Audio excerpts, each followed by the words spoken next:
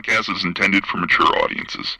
The views and opinions expressed are those of the panelists and do not reflect in any way those of the podcast partners, sponsors, or affiliates. Enjoy. Hi, this is Michael Buffer, and you're listening to the Voice of the People. Let's get ready for Boxing Voice. Every day I'm hustling, hustling, hustling, hustling, hustling, hustling, hustling, hustling, hustling, hustling, hustling. Every day I'm hustling, every day I'm hustling, every day I'm hustling, every day I'm hustling, every day I'm hustling, every day I'm hustling.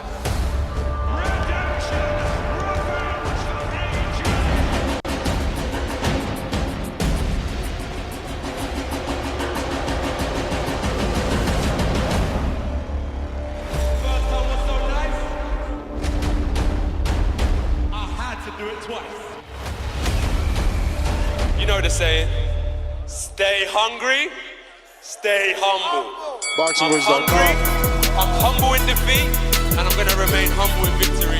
This is it, right? Dolla Dibiase Productions. I just wanted to put on a great boxing masterclass and also show the sweet science of this lovely sport. Man, the first time was so nice, I had to do it twice.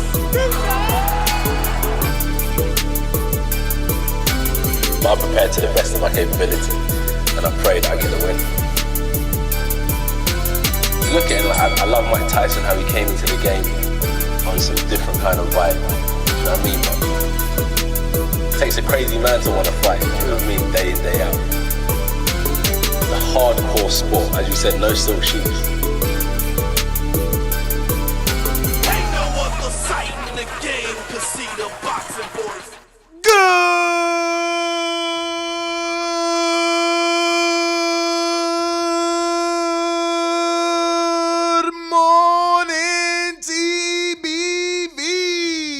What's going on, ladies and gentlemen? Welcome back to another one. Thank God it's Friday. Yes, sir. Even though it's every day is Friday. Finesse GTO on Instagram and Twitter. What's going on? Good morning, James Payne in the building. Seattle rocking out with us, Mr. PBC. I see you. Phone lines are open, 1425-569-5241. We're talking boxing. A lot of things to talk about. Heavyweight division is popping right now. So we're asking a question to our listeners because the title of the show is Anthony Joshua now believes Deontay Wilder knocks out Tyson Fury. Plus, we'll be giving you weigh-in reactions for Alexander Usyk and Anthony Joshua. Joshua comes in at a cool and very light 240 pounds. Usyk comes in at 221 and a quarter. So Joshua definitely slimmer than ever. And I guess the rumors were correct. He was slimming down, and he slimmed down significantly. 240, I would have to check BoxRec just to even see, is that something that, is that a weight that he's been at previously? On Dazn, they do not have the weigh-in face-off yet so that I can screen share with you, but it is on the room of the match. And here we have Joshua and Usyk. Usyk doesn't look small, but it's in comparison. Look at this. Oh, why is AJ already giving him the left and right, move around type of stuff, right? Like, I don't know. But Usyk just looks small. People was talking about Caleb's belly. Look at Usyk's belly. Pushed out, just saying. But too corny. Like, the weigh-in is too dull. The press conference was too dull. Usyk, you're too small. It just ain't gonna be enough. I don't like what AJ's doing here. Like, too much showmanship, too much sportsmanship. He's like, oh, look, like he literally pointed at Usyk. Like, here's the guy. That's kind of what he did with the belts the last time around with Andy Ruiz. I don't know that I like it. But it is what it is. It is what it is.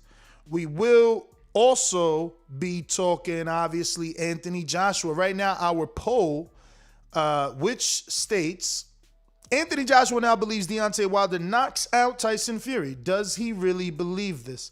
60% of our voters say yes, he does believe this.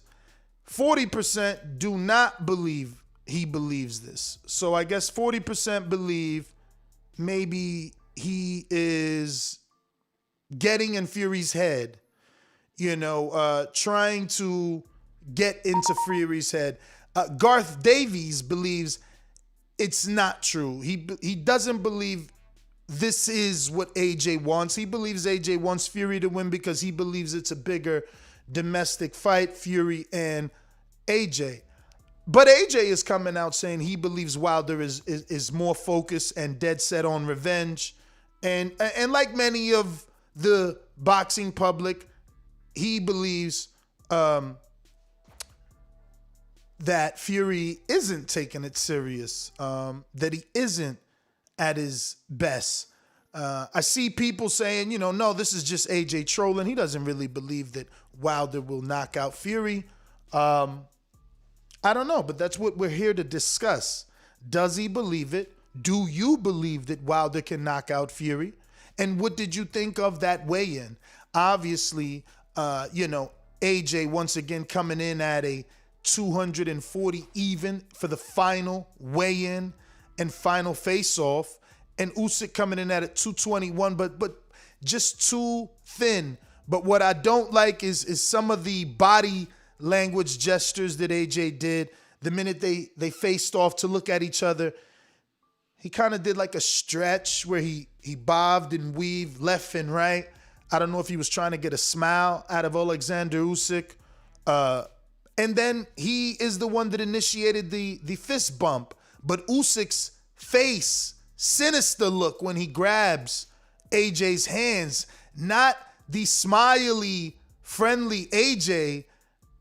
Usyk, on the other hand, is all business, I think. But again, I think he'll just be too undersized for the massive AJ. Now, I know I'm not screen sharing this. Hopefully you can be watching. I don't want Matchroom to flag me or anything. I know plenty of people share video, but I try to be as delicate as possible with other people's content.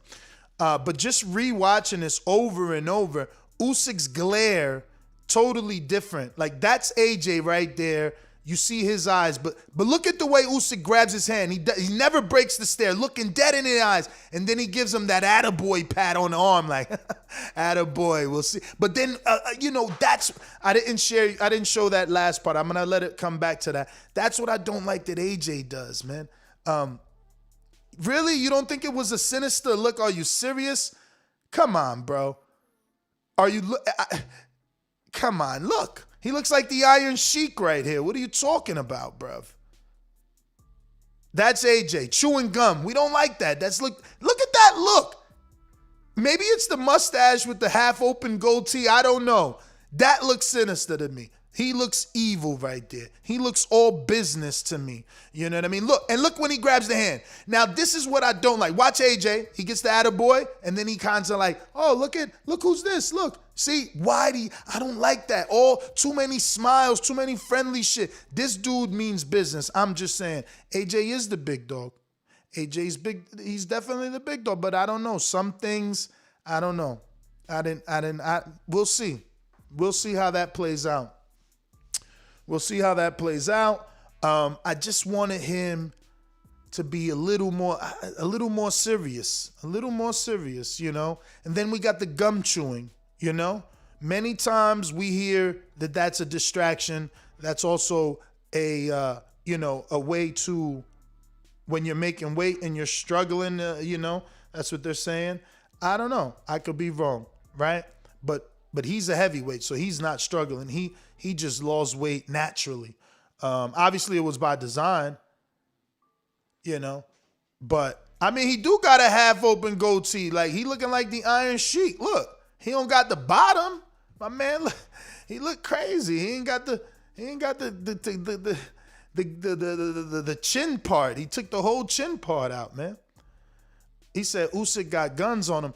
I don't know. I mean, more like 22s when you're comparing him to Joshua, right? Joshua got some AKs on his arm right now, bro. You know what I mean? But once again, our poll changing to 58%. Now people, 2% dropping, believing that AJ does not believe what he's saying. So I'm assuming, you're assuming, that he's just trolling Tyson Fury to get in his head. Trying to get in the old Gypsy King's head. Now, remember, December 11th, we are back with Border Wars. So if you are a fan of the Border Wars series, every single Wednesday, 7 p.m. Eastern Time, we go live right here on YouTube.com with our Border Wars series. And a day before, we normally put out a post so that you can ask any questions and or suggest topics for Border Wars. We already have 5 tentative fights and 1 secured heavyweight bout between Supermex and Bola de Grasa, fighting for the chubby weight titles with many restrictions on making the weight. We have a big announcement on Wednesday at 7 p.m. So tune in 7 p.m. Wednesday for Border Wars. Same bat time, same bat channel if you want to call in. Same ways to do so. And now back to our regularly scheduled program. So, yeah, man, I'm excited. Not particularly for this fight, but for the outcome of this fight, because we know that it leaves AJ available to negotiate and, hopefully get that undisputed match with the winner of Wilder Fury. Now, speaking of Wilder Fury, obviously Team Wilder's planning to attack the body. And they said that on a PBC podcast. I believe it was Malik Scott or Deontay Wilder. Basically, like, he's got a target. And we know for years, it's been synonymous with boxing that the head moves, but the body doesn't. So, you attack the body because it's always there. And obviously for Tyson Fury, he has a pretty big body. So the target is there to be hit. And that's the way that it looks like Team Wilder is looking at the situation, and they're going to be focusing on going to that big body of what they call Big Mama. And I guess they're calling, Fury Big Mama due to the size of Fury.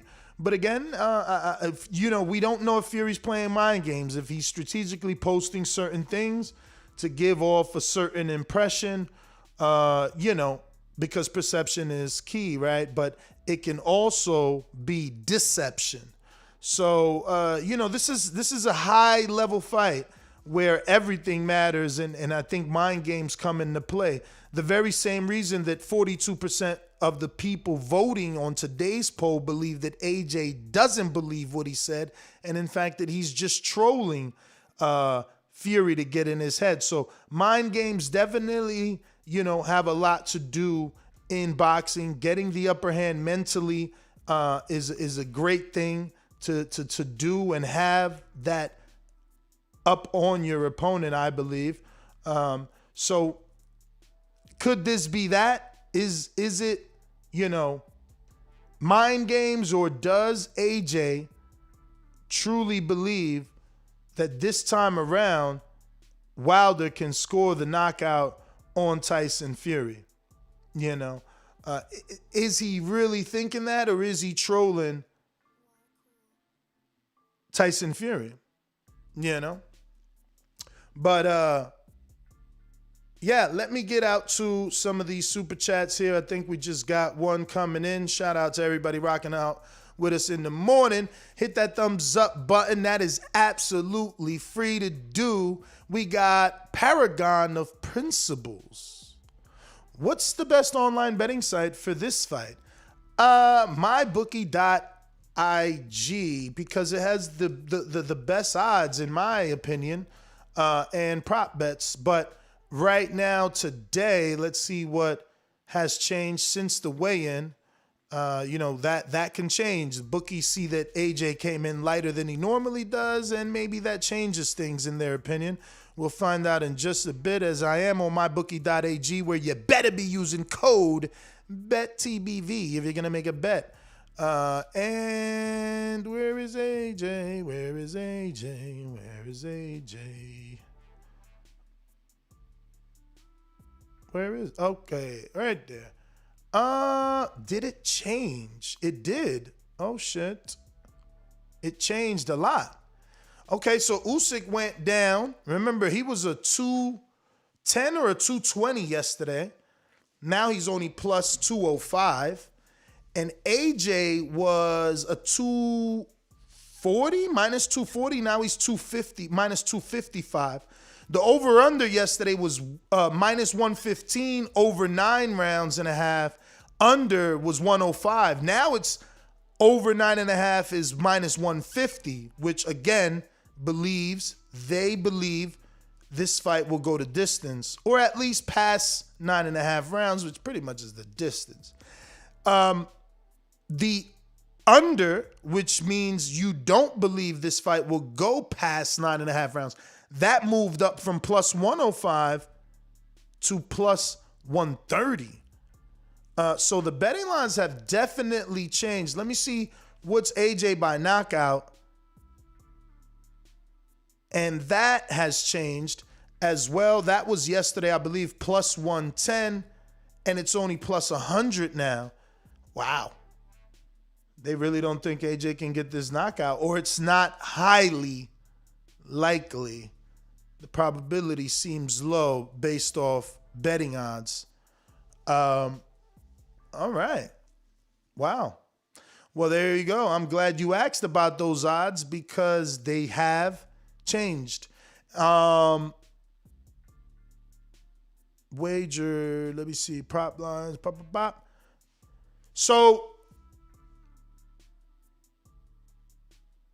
what is this bet? It says yes, no, prop lines. What is this bet? What is this? Let me see this here. Sorry for the dead air, Solo Dolo Scarface, no Manolo. But I'm seeing something here that may be interesting. And I'm hoping this is the bet that I'm looking for, which is, does this fight go to distance? That's what I prefer to bet on. So this one is, okay, this is just money line.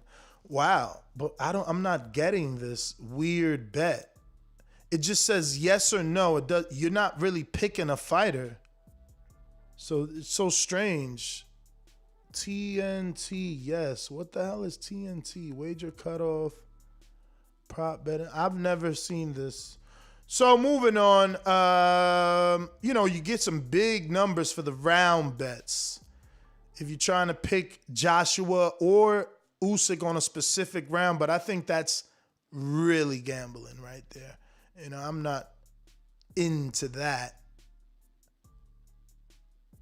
I prefer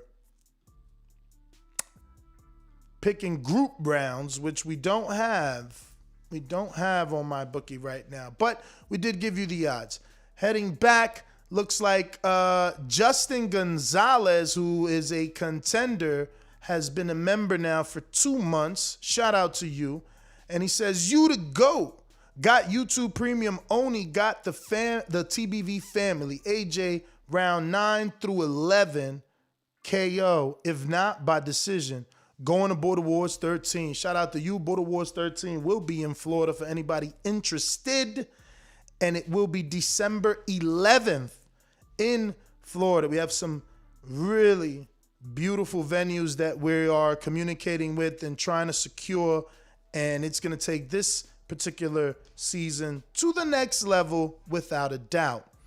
Looks like we got a super chat from Marcus Nash that says, easy match for AJ. Wilder or Fury? Hashtag TBV, breaking in beats. Shout out to Marcus Nash that will be interviewing Sean Mission Impossible Jones from the Jones Wealth Academy, and also a Border Wars fighter, heavyweight #1 contender. And he'll be interviewing Marvin the Tank Furman on his show to talk some Border Wars because he did an entire review. So check out Marcus's YouTube channel, and shout out to Marcus for the love on Border Wars. Let me see here. What are we missing? Mills Lane says AJ gonna be running and jabbing. Yeah, I absolutely think that's the other way around. I absolutely think it will be Usyk who's running around and jabbing. But if you haven't already done so, don't forget to subscribe to the YouTube channel. We're trying to get to 129,000. We only need about 53 more people. So go ahead and tell a friend to tell a friend. Come on. It's going to take you to get us there, and only really you can get us there. So come on. Tell a friend to tell a friend. Get them to subscribe and help us reach that next goal. Also, don't forget you can call in if you want to, express anything, boxing, talk this topic, weigh in, Wilder, Fury, you do it. Let me open up these phone lines in case people want to call in. You know the number, 1-425-569-5241. Press 1 one time. Voice your opinion right here on the Voice of the People hotline.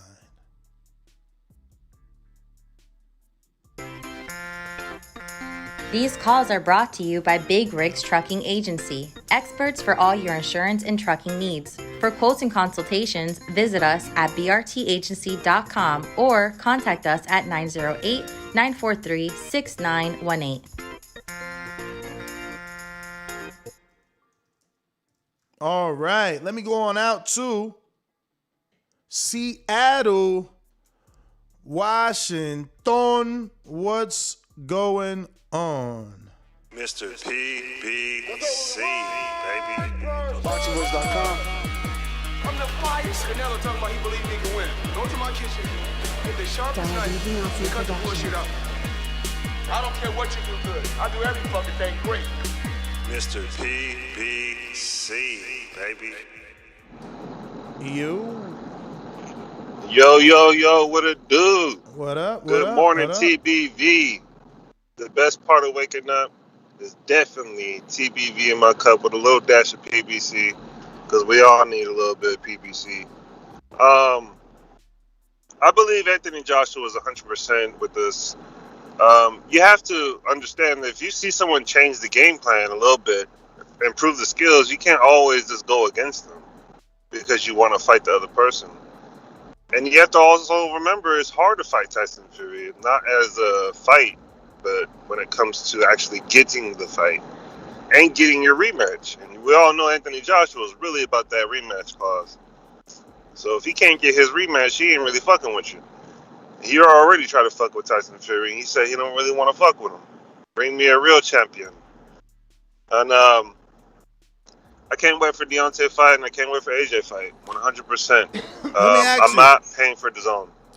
Let me ask you, do you think AJ is telling the truth, or, does it just sound good to you because you're a Wilder fan? But he's saying that he believes that Wilder knocks out Tyson Fury. Is he trolling Fury, or does he really now believe this? Yeah, that's what I meant. That's what I was saying in the beginning. Yeah, I believe that he believes that he is going to get the win. He's working on a game plan. AJ was working on a game plan for a fat boy. Deontay Wilder's working on a game plan for a champion. Yeah, I mean, but you yourself say he has childbearing hips, so they're both working on a game plan for a fat boy compared to you. Well, yeah. One's more of a taller fat boy who has more of a background in actually being known. The other one was more just random, was chosen out of a jar of people. Jar of people. That's interesting. Interesting take there, my friend. Thank you for calling. But hold on, Nat. Let me say one more thing. Yes, sir. Yo, you should have the Breakfast Club come on TBV. Man, I've been reaching out to Charlemagne almost every other day for about 3 years now. What about since he was in the gym with me and bruh, who? Decent Samiro. Yo, I'ma screen share this. Listen to this. I've been reaching out to him too. I just literally reached out this morning again. Yo, I mean, look, all you can do is shoot your shot and wait. But yeah, I reached out to him an hour ago, man. I'm gonna go ahead and show all my unread messages. Look at these all unread messages right there. I just screen shared it. Sad day when you don't get no answers back. But yeah, man, it is what it is, man. I do want Desus on. That's my man's. I remember, being in a Showtime fight and him bigging me up, giving me that. And it was like, oh shit, you really listen to the show? That would be dope to have you actually on the show. But yeah, I'm reaching out. I'm reaching out to these guys. There's also another girl I'm reaching out to, man. She was on Hot 97, I think, or 105. I've been reaching out to her every fucking day. And like, she's a marketing expert, and she allegedly helps,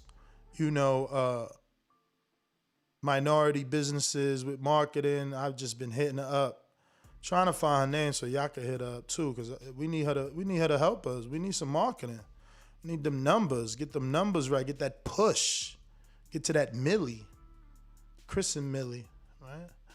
Let me see. Chris Millie that's fighting on Dazn actually fought in the amateurs versus Jerome Lambert. They fought in Border Wars on Saturday. Yeah. It's big. It's big. But let me check my poll. Where are we? Looking like 55%. It's growing. 55% now believe that 55% people now believe that AJ believes what he's saying. So looks like we might have a first guest here.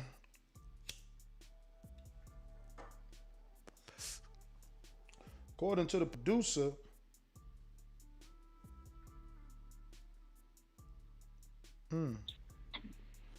Mike, what's going on, brother? What's up, Ness? Can you hear me? I hear you fine, man. Congratulations on the win, bro. Thank you, brother. I didn't know you were a heavyweight. I feel like when we met, I didn't know you were heavy. You always look lean to me.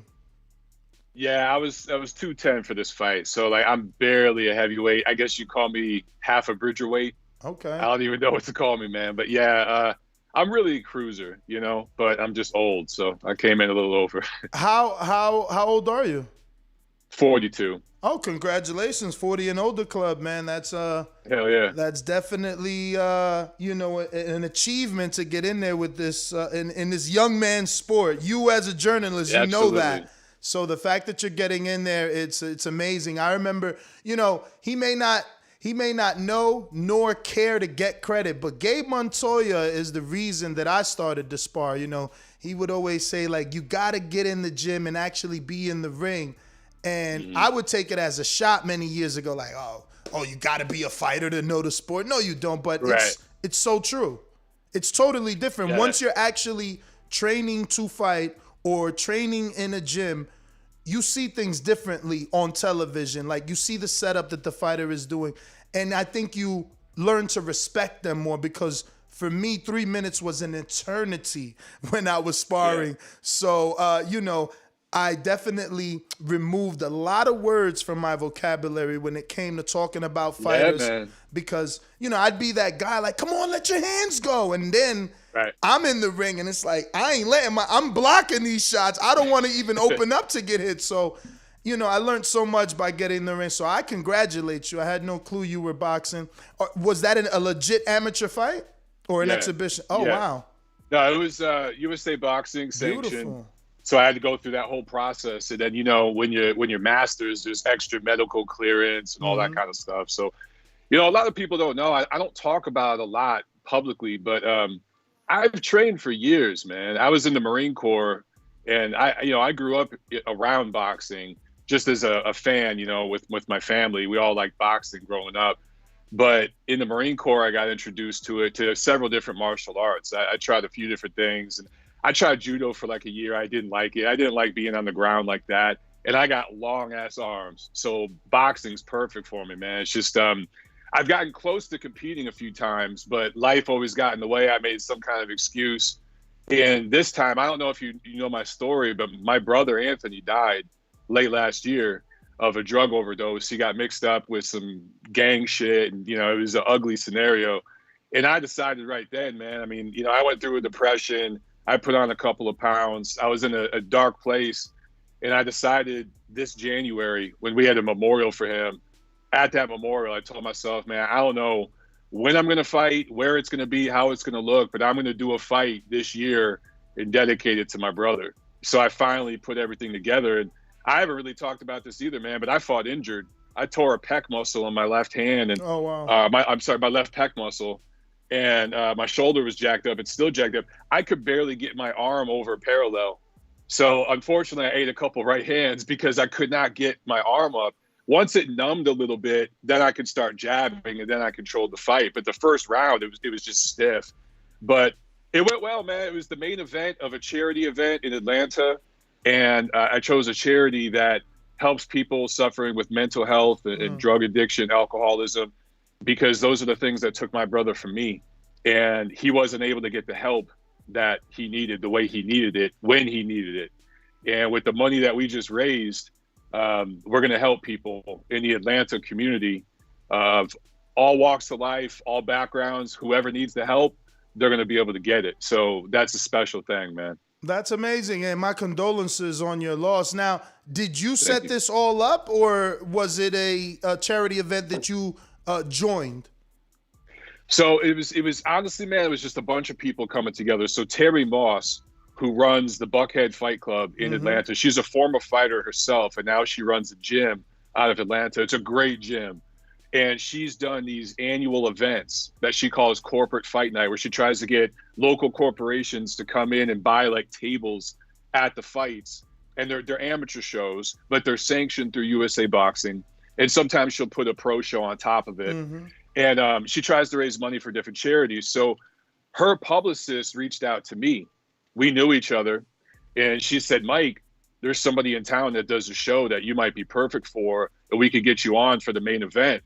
And so I thought, okay, cool. I could use my platform for a good cause here. And it just, the timing worked out. And then the WBC heard my story and like what my family's been through, and they got involved. So they kind of sponsored the event through WBC Cares. And they were awesome, man. With the WBC, the local charity, which is called the Ridgeview Institute, we just got different people together, man. It just kind of exploded. Like, that was another thing. You talked about learning what fighters go through. The training and the sparring and all that, I'm used to that. Like, that's nothing to me. But what honestly, what I learned in this fight, man, is the obligations promoting an event. I must have done a dozen interviews, for different websites and articles and stuff like that. I did some radio stuff. That took so much of my energy, dog. Like that drained me. Even the day of the fight, I was answering questions. I was helping. This was streamed on the WBC channel. I was helping technical stuff out with the stream. I'm like talking to the charity people. I'm doing interviews. Wow. United States, UK, like different countries. It took so much focus. I have a newfound appreciation for fighters that actually talk to guys like us. I never really understood how much energy that takes. And it takes your focus off the fight. It took me a round or two just to get focused on my fight because I was so like in my head with How many rounds was it? It was just 3 rounds. Okay. And luckily I did enough to control the first round because I was, my brain was all out here thinking about promotion and ticket sales. And are the charity people happy? Are the WBC people happy? How's the stream look? And then it's like, oh shit, I got to fight. But I did enough to win the first. And then I got 3 standing 8s. I dominated. Wow. Without the standing 8s, I wanted to stop the kid. And the kid was tough, real tough. Now, was it set up like a normal amateur fight where you walked in and you didn't know your opponent, or did you know your opponent because it was a bigger event and you were the main event? We had a stare down, so I knew who he was, and I got to see him for like 30 seconds at the stare down, but I didn't know anything about him. Wait, Nothing about his background. So the whole 8-week camp you didn't know until the face-off? I knew his name. Oh, okay. And yeah, but yeah, I didn't know anything about him like that. No. Wow. So he was awkward too, and he hit pretty hard. I gotta say, he had a pretty good right hand. Younger than you? But what's that? Was he younger than you? I don't know. I think he's maybe a year or two younger, but he's in the same age because we were both masters. So he's got to be the same age. But I was surprised, man, because like I said, I got long arms, and usually when I spar, I could just touch someone and just lean back a little. Mm-hmm. He touched me with a couple of jabs. I'm like, what? His reach, his arms are like as long as mine. So it was cool to get in there with an awkward, like really rugged dude who's got long ass arms. It was a good experience for me. I've called about 2 fights in the Buckhead Fight Club. That thing gets really packed. How was it? Yeah. With all the cheering fans and then the ring walk, like, did the anxiety get to you, or did you just soak it in? Like, this is my moment. I'm a fighter tonight. Dude, well, so we did it at the Buckhead Theater, which is kind of like, I don't know, a mile or two away. And I told Terry she should do it right there at the gym, but she's like, it's a little too grimy. She wanted to make it like this black tie event, you know what I'm saying, where it was all dressing up, business attire. So we did it at this theater a couple miles down the street, and dude, I will admit the nerves got to me a little bit. It really, for me, more than anything, more than the nerves, it was emotions, because I was thinking about my brother, and I was so blown away, man. The WBC Cares, they made T-shirts for all the fighters that had the WBC Cares logo on the front, and on the back it said "Fighting for Anthony," and there was just people making gestures like that all night. And dude, like, I'm man enough to admit it. When I was standing in the ring, I almost started tearing up, and I was like, "Oh shit, I gotta." After the win or before? Before the fight, dog. Wow. Like during the national anthem, because I kind of like looked up and I thought about it, and I was like, "Oh shit!" Oh, you had I felt it coming. The memories of your brother came through. Yeah, man. Oh wow. Yeah, so that was more than the nerves, was the emotions, just all that, Was this your first fight? This is my first sanctioned USA boxing fight. I've done underground shit. In the Marine Corps, you'll get a bar and it'll be like Marines and Navy dudes fighting. That shit's it's just a bar brawl. It's nothing like, it's not boxing. I seen your Instagram, and I said, man, if we get him on, I gotta ask how that felt, because Tom Lothar was in your comments on one of your posts. Like, I guess you just worked out, you were flexing, and he's like, Montero, I see you drinking that herbal tea.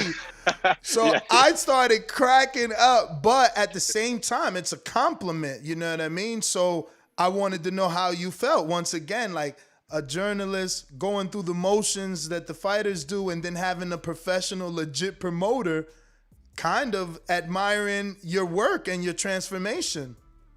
And what's crazy, man, is I had several of them call me. Oh, wow. They didn't want to say anything on record, because they're like, hey, man, I'm training fighters or managing fighters. But I had some trainers reach out to me, some promoters message me. It was really, really cool. That's amazing. What I learned, I guess, was just the nagging injuries part, man. Because like I said, I tore my pec. I was actually going to fight in a Masters tournament in August, kind of like as a tune-up for this event. Mm-hmm. And I tore that pec. I went to the hospital, got imaging, and they would not clear me to fight in the month of August. I barely got cleared to fight for this event. Wow. So I worked with a personal trainer that was just smashing the muscle. Dude, it was excruciating pain. He had these metal devices, and we get in there and break shit up. And my coach, who's a professional fighter, his name's Christian Steele. He's out of Philadelphia. He runs a gym now in Atlanta. That's who I'm training with. And he kind of looked at me and goes, "You're a fucking fighter now. Now you get it." Because you're going into the ring, you're never 100%, especially at my and old we ass hear age. that all the time, though, right? Right. It's like a cliche in boxing, but now you see that it's real. Dude, I couldn't do road work or sparring for 3 weeks before the fight. So I would, like, my rhythm was off, because I didn't want to get punched here and make it worse. Mm-hmm. So I just tried to rest, and I just tried to do what I could. How do you think the injury originated? Like, how'd you damage a pec? I don't know, man. I was trying to, so I was doing 2-a-days. Okay. I was doing weightlifting and then boxing. And then like a month before the fight, my coach was like, all right, just do calisthenics. So I go to the gym and do pull-ups, push-ups, and I did a pull-up, like a wide grip pull-up, and I just felt something click, you know? And then I stopped right there, but I still went to the boxing gym later that night. And when I went to the gym, it just got worse and worse. And it got to a point where I couldn't lift my arm. And that's when I went to the hospital and got it imaged, and they're like, "Oh yeah, you tore your shit." So. And how many days out was that from the fight? That was a month before, a week. So that was like a week before this event I was going to fight in. So, dude, I was devastated. I was so depressed. I was so pissed off. And my wife was actually the one and my coach who was like, "Hey, man, just focus 100% on this charity thing now." You know, because I wanted to go win that Masters tournament. I wanted to go in there and clean that shit out, get that title, then go to this one. Oh, there was a title on the line for that too? Yeah, just the champion of the tournament, you know. I wanted to go do that one. And I was like so sharp. Everything was firing on all cylinders. And I was ready to go in there and kill some dudes. And then you get hurt, and then the rhythm's off. So I went to this event that I fought in. I was really sluggish. You know, I was kind of like crawling in, but I got through it, you know. So what size gloves did you guys fight in? Man, we had to wear 16s. Oh, not bad. Which sucks, but yeah, but you know what? I still hurt the kid a few times. Yeah. And, you know, sometimes I think heavier gloves add to the power because your arms are heavier. Like it's just landing with more weight, more thudding. Yeah. Yeah, you don't get like that shock power, that like jolt power, but you get that thudding kind of accumulation power with the bigger gloves. I hate headgear, dog. We had to wear the headgear. Yeah. I hate headgear. And all it does is make a bigger target for your opponent, and it really don't take anything off punches. I've been punched with and without headgear, and I don't know about you, but it feels like the same to me. It really does. I have not been brave enough to take off the headgear. No way, Jose. You'll see, man. It's the same shit. It really is. I've kept it on, man, but I'm screen sharing this beautiful picture of you holding up the belt, man. That had to be a wonderful moment for you and your family, obviously covering the sport as many years and watching these champs win that belt.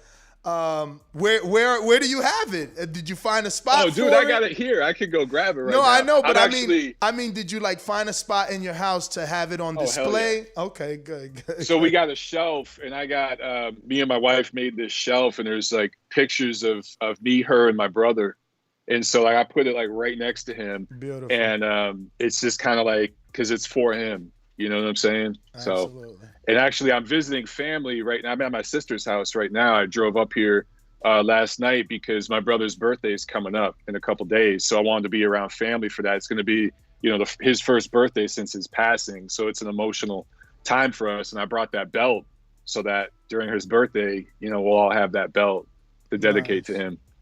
That's amazing. So now how can people watch the fight? Because again, this is like amazing to me. You know, I wish I can have something like, because I found out about it through the WBC's press release. I'm like, what the fuck? You were like at the bottom of it. I'm like, that's Michael Montero. That was dope to me. So like, how can anybody watch it that wants to go back and watch it? Is it still available for rewatch? Yeah, so I got a copy of it, and I'm going to load it up on my channel and post it probably this weekend. So just go to Montero Unboxing, and you'll see it posted there. Okay. And, yeah, and that's it. That's what's up, man. So obviously I can't let you go without getting your thoughts on the Canelo Plant face-off. It was so much more than just a face-off, man. But what were your thoughts? I don't know, man. Did you see what Dana White said, where he was saying there should have been security and all that? Uh-huh. I don't know if you saw that little soundbite. Any chance Dana White gets to diss boxing is going to do it. But there should have been some security. But to me, man, I look at it like if that was the first round of the fight, Canelo won. Yeah. Because if I were Plant, like when he got pushed, I would have just started laughing my ass off and just left it at that. Just laugh at the dude, make him look like an asshole. But when he went back and slapped, and then it turned into this slap fest thing, now everyone's going to pick it apart. I don't know about, dude, I've seen all these videos on YouTube breaking the shit down like it was a fight. You know what I'm saying? Like, I definitely was excited, and don't view it as everyone else. Like, yes, Canelo showed he's on another level, and that's probably not what we wanted to see. It changed the betting lines, let me tell you. On my bookie, I watched them change. It made Canelo 180 points more minus. He went from like 4 to 580. But they changed Plant's odds. He got more of an underdog. He became more of an underdog, but I feel like he showed us something. Like, you're right. Everyone else would have just accepted the push and been the B side. Like, he literally slapped an A side. That's never been done. Like, Floyd choked Victor. You know, Riddick Bowe punched Donald whoever. Like, Barrera hit Morales. Like, it's never backwards. I think he showed us, and I'm hoping Canelo, like, you got to kill me. That's how I interpreted it. You got to kill me. Do you remember when Hasim Rahman and Lennox Lewis literally got into like a wrestling match at that interview? Mm-hmm. And that was after the first one, and Rahman like tackled him. Do you remember that? I am not a history guy. So. Okay. That's what this reminded me of. Because like you said, it was the B side. Even though Rahman won the first fight, it was the financial B side kind of tackling the A side dude. They were rolling around the ground and shit. So it was interesting to see that, you know, and neither one of these guys, Canelo or Plant, has ever been involved in anything like this at a presser. You know what I mean? So, and for Canelo, you know, it's so bring new, up a good right? point, though. For Canelo, it's so new. He's used to these guys just doing what they're supposed to. I think that now this is going to have him on his toes because, you know, look at Yeardom. He came out, they just threw the earmuffs on, and he's like, I'd rather block than open up and get countered. It just feels like Caleb is going to try harder than the last at least 3 opponents. Yeah, I agree with you on that. And I actually think Caleb Plant, we don't know what's going to happen when Canelo lands a hard shot because Caleb just hasn't been in with a guy with the caliber of Canelo. Mm-hmm. But just from body language and from the little bit I've spoken with Caleb and everything, I do think he has a little more substance than guys like Saunders and Yildirim and Smith. I think he's got a little more something to him. What I want to see is how his stamina holds up because Canelo's going to put a lot of pressure on him. He's going to get under these shots, go to the body, and he's going to start wrapping upstairs, you know what I'm saying? Wrapping the wide shots upstairs. How is Caleb Plant going to handle that pressure, and how is his stamina going to hold up late in the fight? I've been telling my audience that Caleb Plant has better footwork than Laura, in my opinion, and even better offense. Do you agree on either of those two? The one thing about Lara is I've talked with several guys that have sparred with him and stuff like that. Lara has crazy long arms, and it's really, really underrated how long his arms are. It would not surprise me if his arms are longer than Caleb Plant's. And I think Lara's boxing IQ is underrated. I really, really do. I talked with Ishe Smith, and he was just telling me when he was in the gym, he's like, dude, one of the hardest guys I worked with was Lara, just because his arm length. And I think that experience that Canelo had with him, that arm length, is going to play a factor in this fight. I don't know, man. Maybe Plant is better than Lara, but we just don't know because he hasn't fought the guys to tell us that. So we're going to get a lot of answers to questions in this fight. We're going to know in the first 2 or 3 rounds. You know, we're going to get some answers right away. And that's like the part that's fascinating to me. Wasn't he the underdog, though, or at least perceived as that in the Ustatagi fight? Of course, yeah. He was. And he showed us something in that fight. He showed us he's got a little grit to him, right? Now, he faded a little bit physically, you know, in the final rounds of that fight, but he showed us he's got some grit. But he's got the guys here. Canelo is up here, you know what I'm saying? So it's like that level. And again, that's why I want to see it. I mean, there is that phrase in boxing, you rise to the level of your opposition. Obviously, whoever is saying that is wishfully thinking, but I guess it can happen. So AJ is now saying he believes that Fury will be knocked out by Wilder. Do you think he's just trying to get in Fury's head, or does he now seriously believe what he's saying? I think he believes it. I've always taken AJ to be a guy that really speaks his truth. At least that's the impression I've got. But I'll tell you, man, if Fury legitimately got COVID and there's these conspiracy theories that they wanted to move the show, whatever, I'm going to take him at his word that he had COVID. Coming off of COVID this quickly, a fighter that needs lungs, needs wind, I think this benefits Wilder greatly, dog. When I saw that Fury got COVID, it made me think that Wilder's chances skyrocketed in this fight. So you believe the COVID? Obviously, the internet was trying to make Fury look like he was lying about his COVID. Did you believe it? 50-50. Okay. I don't know what to believe, man, because so many fights have been canceled with COVID. I don't know. If I had COVID, I wouldn't postpone it 2 months. I'd postpone it 6 months because what I'd hear from the data that we have is that it can really affect your lung capacity and the amount, either the oxygen in your blood. Man, I would want months to recover from it before I even go into camp. They're postponing this, a couple months? Is that enough time? And every fighter that's test positive, even if he gets the win, he's looked bad. He has, like Jamel Herring didn't look good. A lot of people that got COVID and then rescheduled their fights, they don't look good in those fights. And we've seen upsets, some of these guys coming off COVID. You talk about Jamel Herring, that dude lives in the gym, 247, 365, right? He's always in shape. And how did he look in his first fight coming off of COVID? He didn't look right. So I think that affects Fury a lot. And I would be very wary if I'm a Tyson Fury fan going into this third fight. All right. Well, we got a question here from the public. Steve in the UK says, "What up, Mike? Thanks for coming on the show. Now, I posed this question on your channel a few times, but when are you stepping up to the plate? Whatever.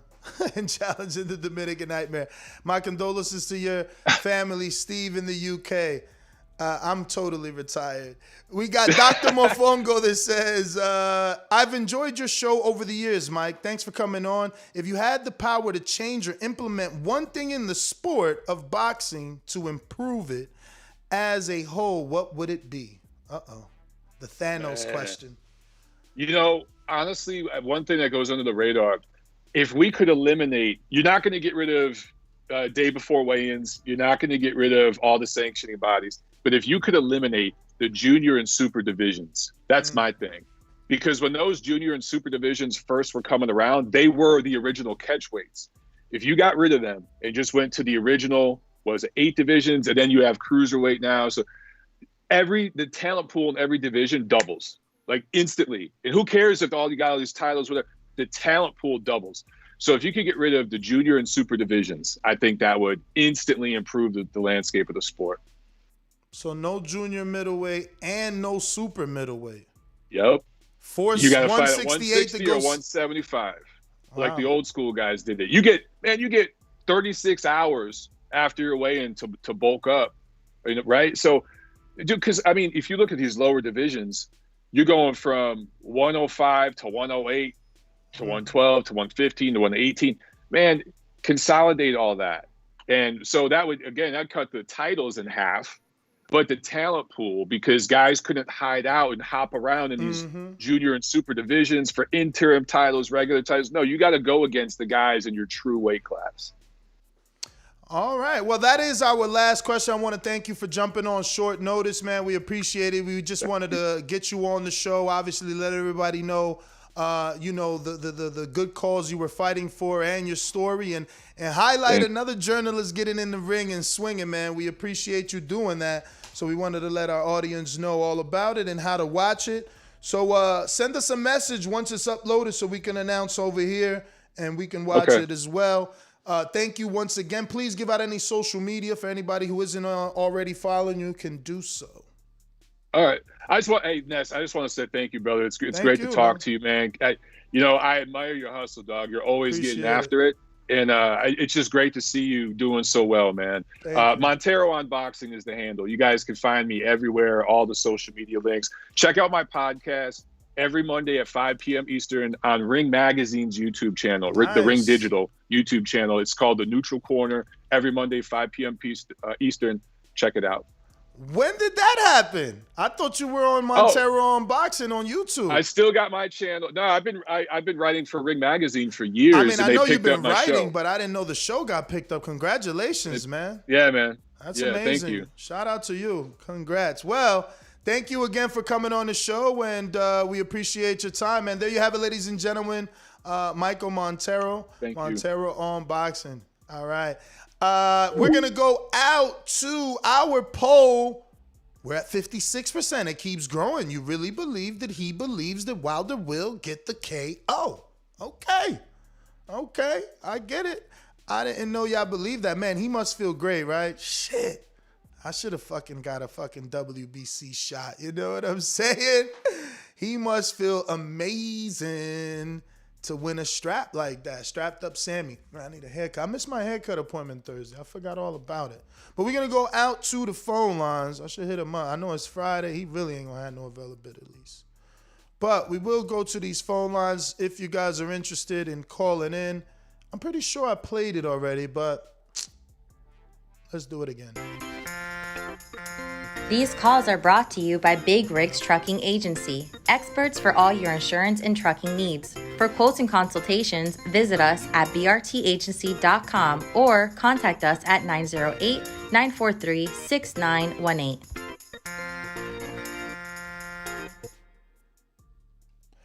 All right. We going out to Coach J-Mac. Are you available?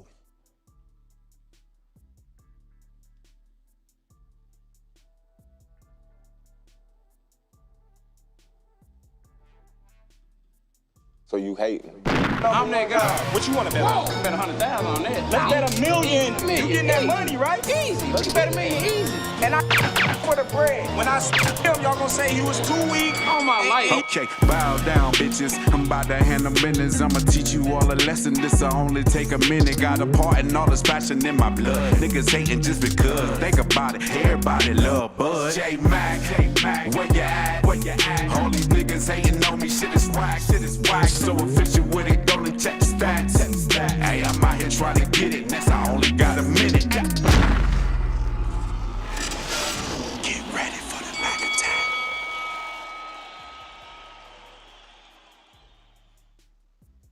Yo, good morning. Buenos Can you hear me? Dias. Yeah, I just got on. The show is about what, Wilder's confidence? Nah, AJ now believes that Wilder knocks out Tyson Fury, plus weigh-in reactions. You know, he came in at 240. And, just asking, do you believe that he's telling the truth, or is he just trolling? You know, yeah. I don't know what to believe. Coming from AJ, I can't take it serious. Just the relationship and what's been going back and forth with them two guys, I don't know what to believe. And he might be trying to do it to jinx it or something like that. So you said Wilder coming in at 240? No, AJ weighed in at 240 today for his Usyk fight. Oh, wow. Damn. Okay. Well, like I said, man, I don't know what to take. I don't really have too much on this one. I do want to say something about the Canelo fight. As much as I look at that fight is getting closer and closer. A lot of people will be upset. You say Canelo got a rematch in his contract? Mm-hmm. On his... Mm-hmm. Yeah, he beats a rematch because knocking plain out, Canelo ain't knocking shit out. People hyped up and what have you, saying this and that weight in that shit they did yesterday. That was just nothing but excitement. You can't take nothing from that saying, Canelo this, Canelo that, because the thing about Plant can move very well in the ring, and he gonna be punching downwards, and he can pump that jab.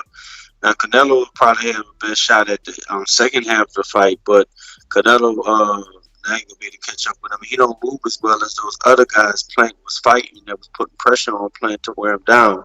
So it really depends on what mentality Plant has in this fight and how well he wants to separate. So he could definitely outbox Canelo. So he may need that he might need that rematch. But that's all I got.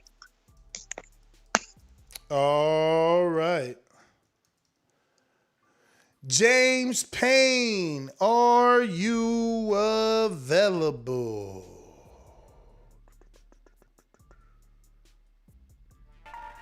James Payne is my name, partner, how about you? Standing on my property and I'm gonna see about you.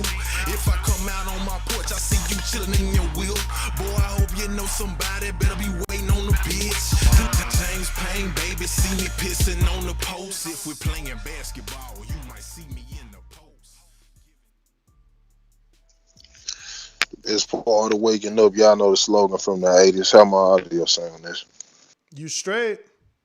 TVV in my cup, man. How we doing? James Payne, Lethal on the check-in. Been a minute. Just been trying to get my head back on me.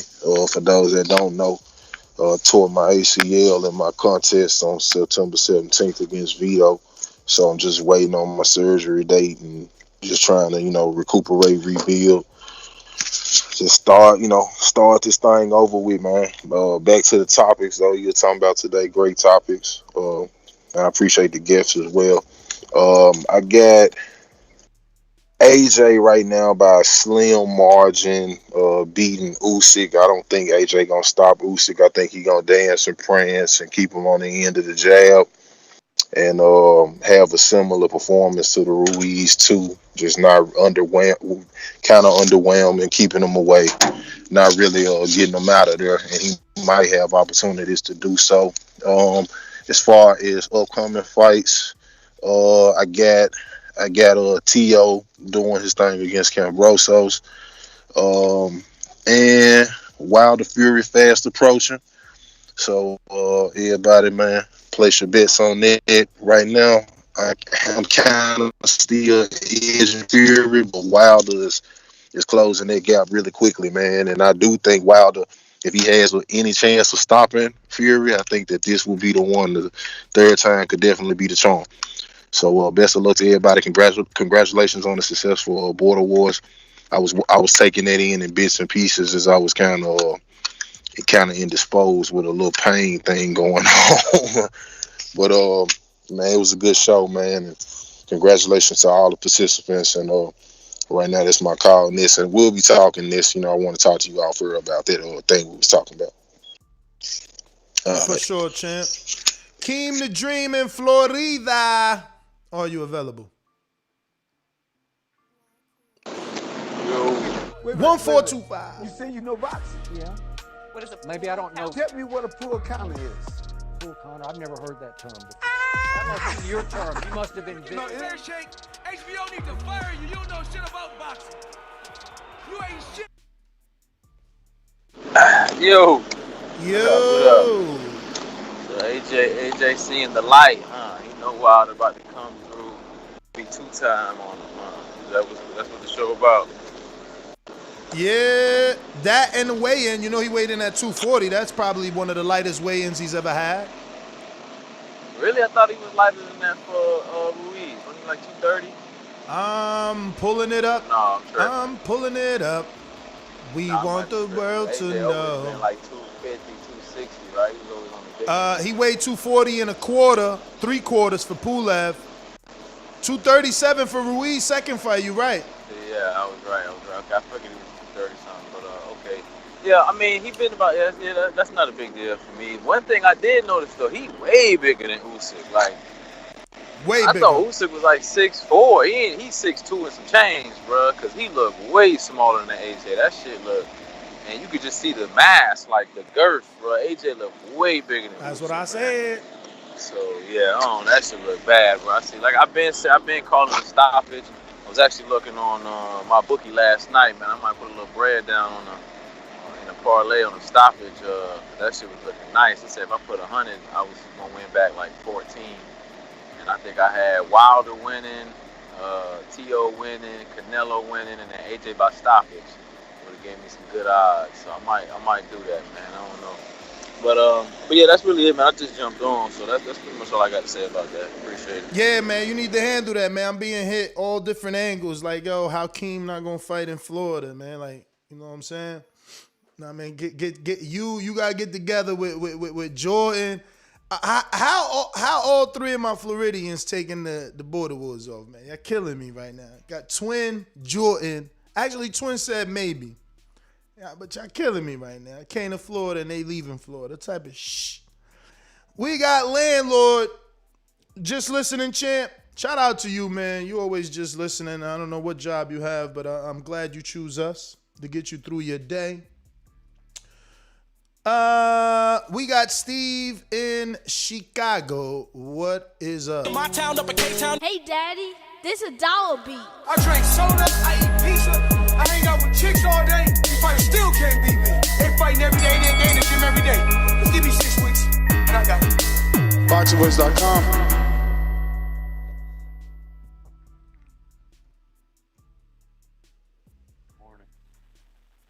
What up? Oh, good morning, Ness. How you doing? All right. I didn't get a chance last night to get on the show. I like to get on the Thursday night show, but I'm a little perplexed. What do people see in Usyk? And there's no way he's going to beat AJ. I don't see it. Like, what am I not seeing? I see a lot of people, even on social media, like if you look at most polls, it's like almost 50-50 or like 60-40 AJ. Betting lines too, though, man. I think it's just after the Andy Ruiz fight. He's just lost a little bit of clout. But see, my thing is, like, he proved it in the second fight he could run around the ring too, just like Usyk does. So, and look, man, this is how I see it. There's no way Usyk can knock him out, right? No way. He is not going to get a decision in front of 50,000 people pro AJ. You know, like, we might be talking about like a shady decision, if at all possible, but I don't see a path to victory for Usyk. I don't. I really don't. Because AJ can dance around the ring just like he does. Yep. So, I'm missing something. But you agree? You agree with that? That AJ's going to get the win? Yeah. I mean, yeah, I'm picking AJ to win. I'm not. I was shocked yesterday that the betting lines are so close. Like, the fact that he's a 205 today. But what are people? Usyk's a 205, bro. Yeah. That but don't what even are make people sense. saying? Like, what are people saying? Like on the show, like I didn't get a chance to hear. Like, I mean, no. All our polls indicate AJ's winning every time we make a poll. So I don't know. But I seen the other day, like in the morning, a lot of people in the chat were like picking Usyk. So I was like, I don't see it. But anyways, yeah, that's all I got. I don't have much to say on the Wilder. What AJ said, I don't really buy into any of that. I don't believe anything he says, to be honest with you. All right then, Steve in Chicago. We going out to Milwaukee. Oscar Williams, what's up? OC the boss. Man, what up, Ness? What's going on, Ness? What up? Man, sitting here, man, listen. I'm salty because I had to pull out of the border wars. Not only that, you know what I'm saying? You know, my pops passed last Saturday or 2 weeks ago, whatever. Then on top of that, man, so I went and got that COVID shot, that vaccine. Okay. Man, why I get sick like the next day, bro? I was sick. Like, that's what it is, though. They say that's gonna happen. They say that's gonna happen if you get right. But check it out. They say it affect everybody different. So I figured I'll be sick. I'll be down for a day or two. I was gonna bounce back and still do border war because my pops is a big boxing fan too. So I know he wouldn't want me to pull out of that joint. But man, it got so deadly. I said, man, I got to pull out. I can't even do it. My temp was getting up to 101, 102. Man, listen. So I'm thinking about when when Fury said he caught the COVID and now he's straight and all that. Man, listen. I don't know what these dudes got. I don't know if they get the money helping them. I don't know what's going on. Let me tell you something. I'm coming up off of my COVID now. Man, my breathing is so hard. It's crazy, bro. It's crazy. When I tell you it's crazy, it's like I go into a panic with the breathing because it's like I'm not getting enough air. I can't breathe enough. Man, this is crazy, bro. That shit crazy.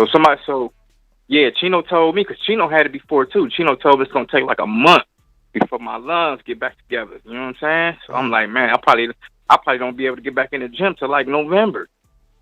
So yeah, I'm sitting here huffing and puffing now. They gave me an inhaler and stuff to try to help my lungs with the steroids, expand my lungs and stuff. But man, bro, I don't know. I ain't gonna say like before. I wasn't saying this shit was fake. I wasn't saying this shit was real. Maybe because I never caught it. I don't know. But man, this shit is real life. This shit is real life, bro. This shit is real life. Doomy caught it and said the same shit, but he ain't had that hard a time. You know what I'm saying? Like, he ain't need an inhaler. Yeah, man, I'm having a hard time, bro. Like, yo, and I'm every day, cause I ain't been at work. I ain't been at work in like 2 weeks, so every day I be shocked because I get the little notification and the little boxing voice be on, so I just be sitting here in the living room watching the show, man. Like, yo, this shit crazy. Dope. I'm catching up on plenty of shit. Like, this shit is crazy. Like, this dude is on damn near 3-4 times a day. I'm just gonna sit here and watch this shit. Yeah, but you doing your thing, man. I seen yesterday with dude from the WBC on there, and got my people here like, yo, Border Wars is gonna blow the fuck up. I'm talking about when I say y'all gonna expand, bro, y'all gonna expand. It's sucky that just like with technology, when we grew up, you know, we didn't have all the technology and cell phones and shit like that. So by the time I'm done boxing, I can just imagine where Border Wars is gonna be at then. You know what I'm saying? For the younger dudes that's coming in the game. So shit, I'm hoping I can go and put it together and give me a good Border Wars 14 to 15 good 2-year run or whatever run left in Border Wars. Give me some straps in the game and then go and retire. But this COVID shit though, if they don't get a cap on this COVID shit, man, we in trouble. Yeah. We in trouble, bro. We in trouble big time. And you got it off the vaccine. I don't know, bro. I don't know if I was symptomatic, so I probably already had it, and just because I'm symptomatic, it didn't show no effects. It didn't bother me. I was good to go. But I'm telling you, bro, I went and got the vaccine because my wife is a CNA. She been a nurse for 20 years, so she see the shit all the time. So she just like, yo, please, I can't do nothing without. If I lose you, I can't do nothing without you. So I'm like, okay, I'm gonna go do it just because I got grandkids, I got a family, I got the wife. I'm gonna go do it. Man, I went and did it. My arm was sore the next day, and they said that's what's gonna happen. Next, you know, I was finishing up my route at work. I just started feeling sick, like 4 o'clock. I was like, damn. Saturday came, they called me and was like, man, Pops took his last breath. I was like, what the fuck going on, y'all? Next, you know, I was just sick, bro. I was just down in the dirt, just sick. You know what I mean? I've been sleeping in the extra room in my crib for the last 2 weeks. Everybody else in their own room. The wife, she just been telling me like, man, I miss you. I ain't even been sleeping in the. I can't even sleep with her, bro. Cause I don't want them to get sick, man. This shit ain't no joke. You know, if the whole house down, who gonna make that money? You know what I'm saying? Yeah. It's just so happen I don't blow through my money like that. So, you know, me missing these little 2 weeks of work, I'm good. I'm all right. I ain't behind on nothing, so I'm okay. But just imagine if I was living paycheck to paycheck. Yeah. They man. gotta get a handle on this because everybody, it's like you said, everybody ain't in the position you in. They not, bro. I'm telling you. Then you know what I'm saying. They think the crime rate escalate now. Shit. Listen, bro. I'm from Milwaukee. Our crime rate is crazy. It's out of control, man. I'm talking about shit. I remember back in the day, the dudes just to get popped. They popping chicks now, and they popping everybody now. They don't care. But hey, I ain't gonna hold you up, Ness. You're doing a good thing. I'm enjoying Border Wars on my little stay at home watching this every day. When I get right, I'll be back in the gym. I'm gonna be posting because 160. I'm coming. Oh, let me say one thing though to the heavyweight dude. That's just barking on Chino. He just wants Chino. Sean. Yeah, he just listen, man. I'm not saying he trash, but dude, trash. I watched the event, man. Like, come on, bro. You was garbage, man. Listen, my boy get on your ass. He gonna be on your ass, dude. Like, you ain't got it. Tell him take the fight then. Tell him take the fight. Hey, I can't listen. I can't tell Chino what to take. If Chino feel like he want to go down, let him go down. But That's I'm what we telling him, said. Chino But that fight keeps heating up. But listen, that don't mean Chino ducking. That don't mean Chino ducking, I mean, dude. You know what I'm saying? You got somebody calling you out now. I mean, right, he's calling you out. He literally saying you the number one. I'm in line for a shot. Like and it could be for a title. So Chino will be walking away from a title. You know how fight fans is. You not a champ. I know. You got a chance to be a champ, and you don't take your shot. You know how that's gonna look. Yeah. Well, you know what? Because our boys, that's all my stable right there. They be hitting me and seeing where I'm at as far as my health wise, and they missing me at the gym.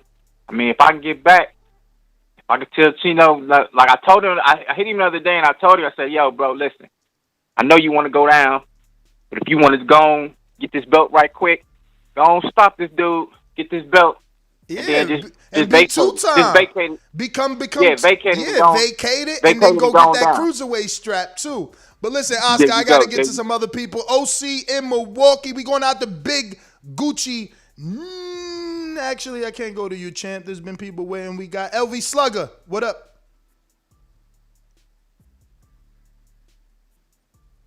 LV. All right, what up? TVV. What it do? Straight. I sound straight. I'm good. I mean, you sound like you in an empty room on a speaker. What up? Better now. Yeah, man. Hey, I don't really know what to really take with AJ. You know, ain't no telling.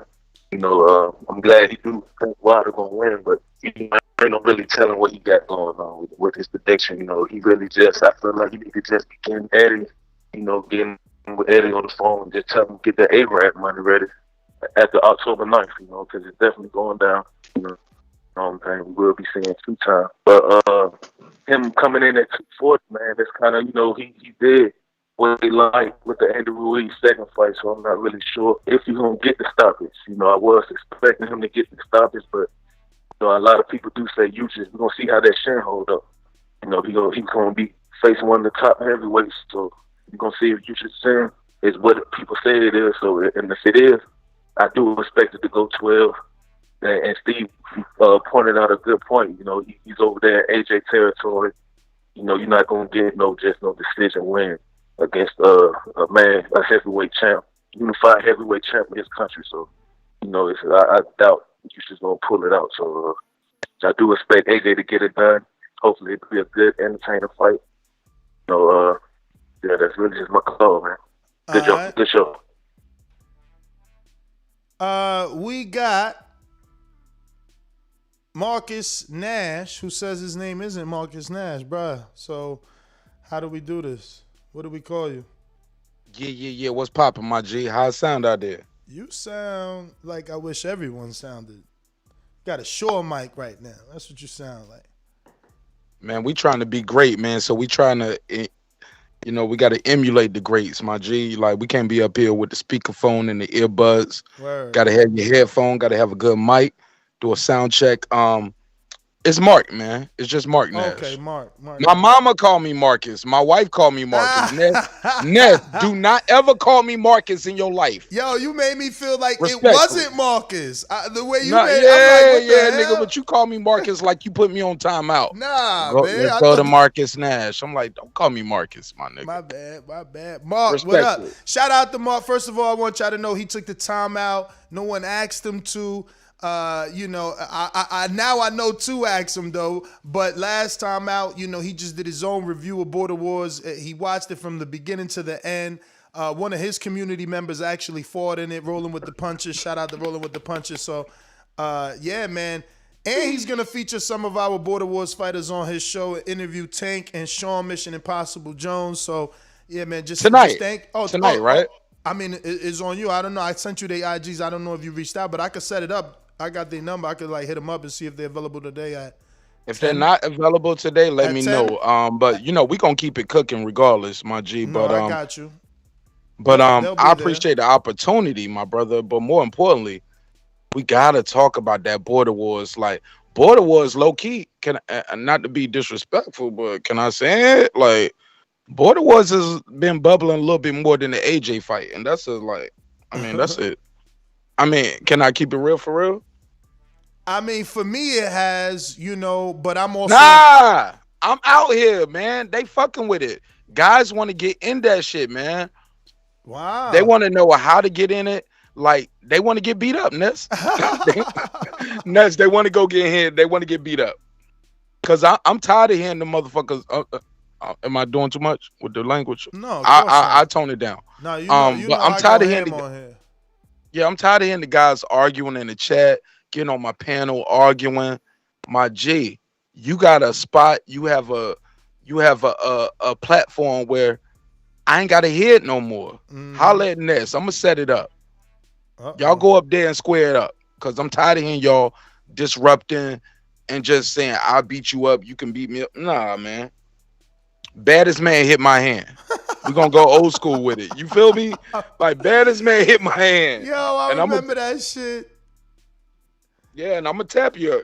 I hit you up earlier. I was like, yo, people be on my chat saying like they want to do it.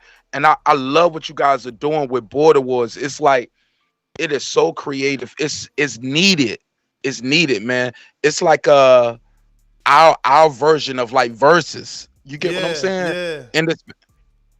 Go ahead. No. I was just agreeing, saying, yeah, it is like our version of verses, kinda. Not kinda.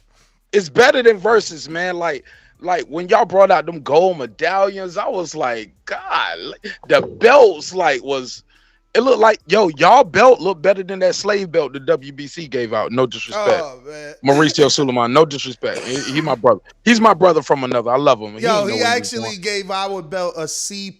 He said we ain't have enough green in it. He got a nerve. Did he put enough black in that belt? Like what was gonna do around that slave belt he gave out? Put Harriet Tubman and Nat Turner going around it. What we need, but look, this ain't no disrespect. These are all jokes. My name is Mark Nash, by the way, for those who don't know. It's Mark Nash, MARQ. Nesta always want to call me Marcus. I don't know why, but it's all good. That's my brother, and I love him. But my name is Mark Nash. My show is called Breaking the Beats. It's a hip hop political sports show with a comedy twist. We like to let the jokes fly because life is serious enough, right? Word. So just get familiar, man. I'm gonna keep supporting this brother and everything he do, especially with Border Wars. Man, oh my God, Border Wars is the best shit going in the YTBC. I think every fight fan needs to get involved in. Ness, low key, I don't know who got in my weight class, but yo, I want to piece a nigga up. Yo, like what you got in my weight class? What's my fighting weight or I'm walking around at? Because I'm keeping both. Because a lot of people, I'm embarrassed, Ness. I'm embarrassed. Nah, you can't be embarrassed, brother. There's plenty. We got everything, man. We had somebody fight at 315. We got a person weighed in for December 11. He did his start weight at 345. Like, this is a weight loss journey. It's all about losing weight before about fighting. Like, that's the fight that we trying to get these boxing fans off the couch and healthy again, man. My brother, you got to relax. 315. You talk about getting them off the couch. They are the couch. If they 340. You right. No, my G, I'm not on that. Ness, you met me in Atlanta. Like, my G, like, I'm not that. I'm not no 345, my G. Like, I walk around about 225. And I walk around 225. But I should. How tall I'm 6 feet. I'm 6 feet even. Oh wow. Yeah, with my Timbs on, I'm 6'1". Okay. Nah, but if I wore them Timbs out, like if I've been walking in the city all day, like I don't want to grip down on them Timbs, so I'm not as tall. But yeah, man, I'm 6 feet even, 225. But that's not my weight when I was in the Army. I'm a vet as well. Oh, I'm not in the 40. I'm not in the 40 up club yet. So I want to beat up some of these young guys first. So and then I can go up and get another weight. I want to get. I'm under 40. Okay, I'm no, 37. you just said like some nostalgic shit a little bit ago. So I'm like, wait, we in the same age bracket? What you had just said a little bit ago? I want to fight you, Ness. I want to beat you. I love you, man. You my brother. I ain't talking about. Look, I just had somebody trying to match me with Montero. I'm good. I'm trying. Everybody wants you out of retirement, right, God? Nah, I'm good. I'm trying to be the Eddie Hearn of YouTube, man. I got. You know, they call me Ness Heyman anyway. You know, so it's either or. I'm trying to grow the brand of Border Wars a little bigger before I even think about that. And by the time I'll have the, let's say, leisure to do it, I'll be too old. I'm already old as it is, man. They trying to pluck me, man. Can't get the. Nah. My G, I ain't gonna pass medical. I'm gonna be like Riddick Bowe. I ain't gonna pass medical. I ain't gonna make it, my G. I'm smoking too much good gas. I got a bad back, a bad knee. Like my G, like look, I want to take whose homie job that was fucking up the mics the whole time doing Border Wars. Enrique. What's his name? Enrique. Yeah. Tell Enrique I'm coming for him. My G. Pause. Is that he was looking at the fights and he was asking for his drink on the live mic. He was like anything. he was like, you should have brought me one of those. Where's mine? Yeah, no, listen. I was like nigga, it this was nigga open begging house. for drinks. It was open house over there, man. We understaff eventually. It's love though. It's love. Yeah, tell Enrique it's all jokes. It's all jokes. No, it's still constructive criticism. Believe me, he gonna get a timestamp because you know I like cracking the whip. You know you got to strive for greatness in order to be great.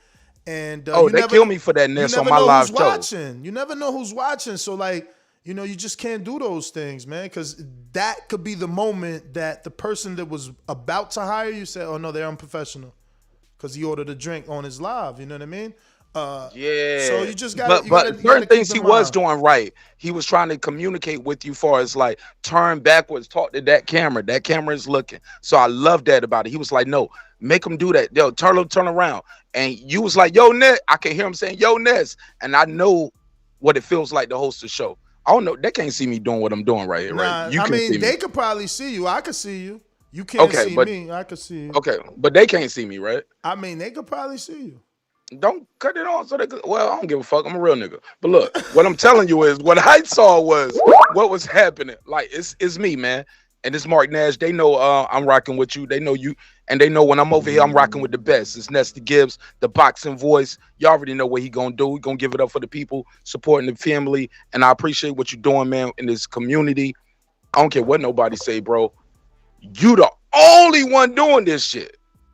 Appreciate it. Period. Hate them, like them, love them.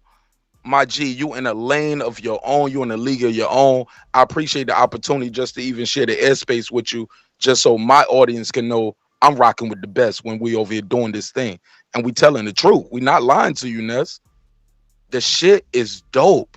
People want to do it. They want to do it, but we can't have them out there like rolling with the punches. Like, you got to get these guys checked out. That's after the fight. That's the thing. These guys need to get their head checked, my G. Because rolling with the punch. Hold on, Nez. Respectfully, my G. You got to let me get this joke off. You got to let me get this bar off. Go for it. Respectfully, my G.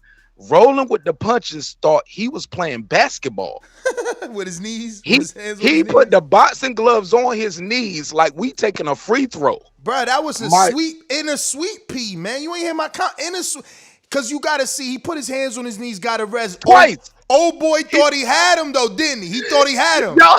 And rolling with the punches. He dipped that shit. Nope. Whoop. He dipped it and caught him with a counter. And that's what I'm saying. Like, he really do fit his name. I said it on the live telecast. If he get a little bit of training. No, get off the sauce, my nigga. He just need to be sober and fight. Did you know he was, look, I can say this because he said it on air on my show. Did you know he was drinking a beer on the way to the show? Nah, of course not. Okay, while he was waiting for his turn to fight, he had a shot, had a beer, had a shot, that was the had nerves. Another beer. Those the nerves. He crazy. He ain't throw up. Imagine he'd have threw up. No, with a body he did shot. throw up, yo. Because I asked him live on air on my show. I was like, yo. So after all of that, and you got your ass beat. What did you do next? Did you have some more drinks, my brother? He was like, nah, I threw up everywhere, Mark Nash. I ain't even gonna lie to you. Yo, at least he did all of that shit next, and then he challenged the motherfucker live on my air. Wow. I was like, bro, you gonna get beat up again on Border Wars. He already told me. Border Wars. He already told me he coming back. He said, yo, I'm back in the next one, man. And he like me. He a trooper. He drives. So, man, shout out to rolling with the punches. But I love him. I respect him more now, man. He didn't throw up in the ring, bro.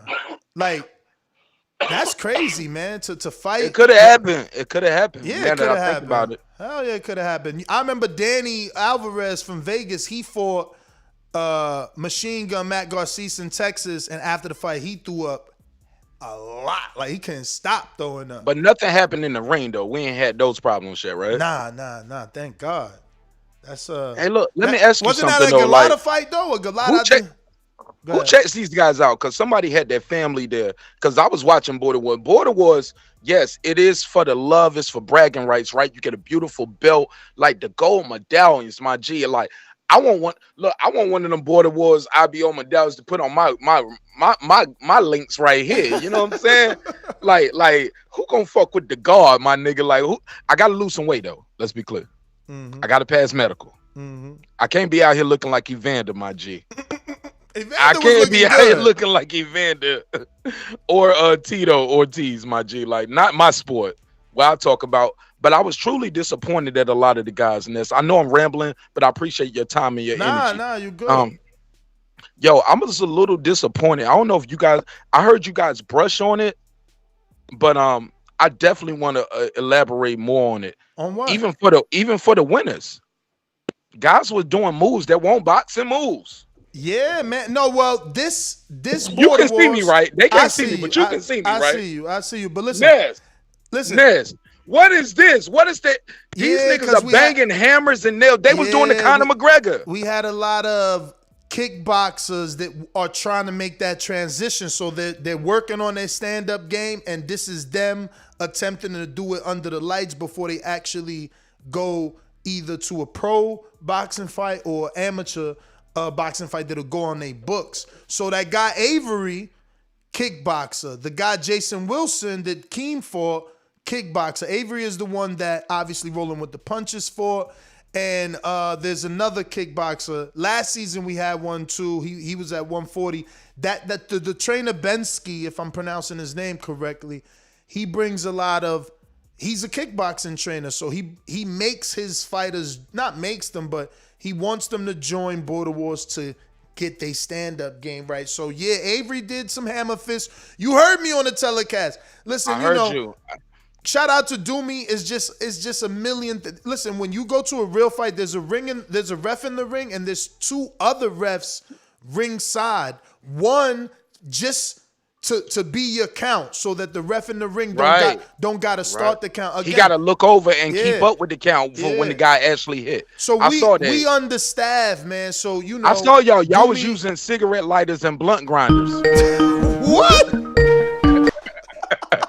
Respectfully, my G. Y'all was like, what we got? They was like, use this shit. I know. I actually went and found two brand I heard you live on the telecast. You talking to the ref, telling the ref instructions like he can't do that. Yeah, because I'm my G. I'm like a I don't want no money. micromanager. I just want to be part of the event to help it go better, whether it's with the sound, whether if you need an extra refs while he switch up. We need to check the gloves on these niggas. Somebody has some gloves. We didn't even know like these was legal. Nah, every gloves, all the gloves were checked. But I'm going by what y'all said because I didn't even know what these were. What, you talking about the Thanos gloves? That nigga had some Meteor Man Golden Lord. Yeah, that was the Thanos. He had the gauntlet on the left hand, man. Yo, Nez, no, on God. Are you proud of your audience? Are you proud of the participants and the fans? Yeah. How they? No. I ain't talking about what they spent to get there, because that's one thing. To participate, like you guys see the weight loss, but I'm talking about the outfits, God. Yes, some of them absolutely. These niggas spent the bread on the shoes. Like yes, these shoes. A lot of these boxing shoes, these $200 cost more than some of my Jordans. Yeah. Easy, the hyper dunks are over 200. Easy, 190 something. You know, plenty of people had. I mean, Elias had the best looking outfit, obviously, with the robe. Hold on. What he have on? What was his? He looked like the Gennady Golovkin one, the golden black with the robe and the golden black shorts with the like. It was like all black? Was it like the main event or the second event? Or he was because some guys earlier had because there was a lot of guys early. Yeah, the earlier one, the one that came out and caught the knockout. Okay. Where the dude was just like, yo, I ain't on his level. Oh, yeah. He was like, yo, I got to chill.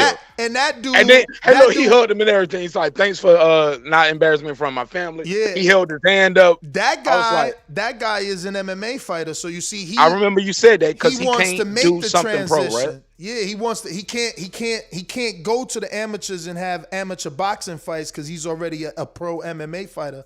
So that's explain to the people why that, because that don't make sense to some of us. Well, how can he fight in border wars, but he can't do that? Because Explain Border Wars is an exhibition and it's unsanctioned, whereas amateurs is a sanctioned by the USA Boxing and it goes on your amateur book. But to be an amateur is that.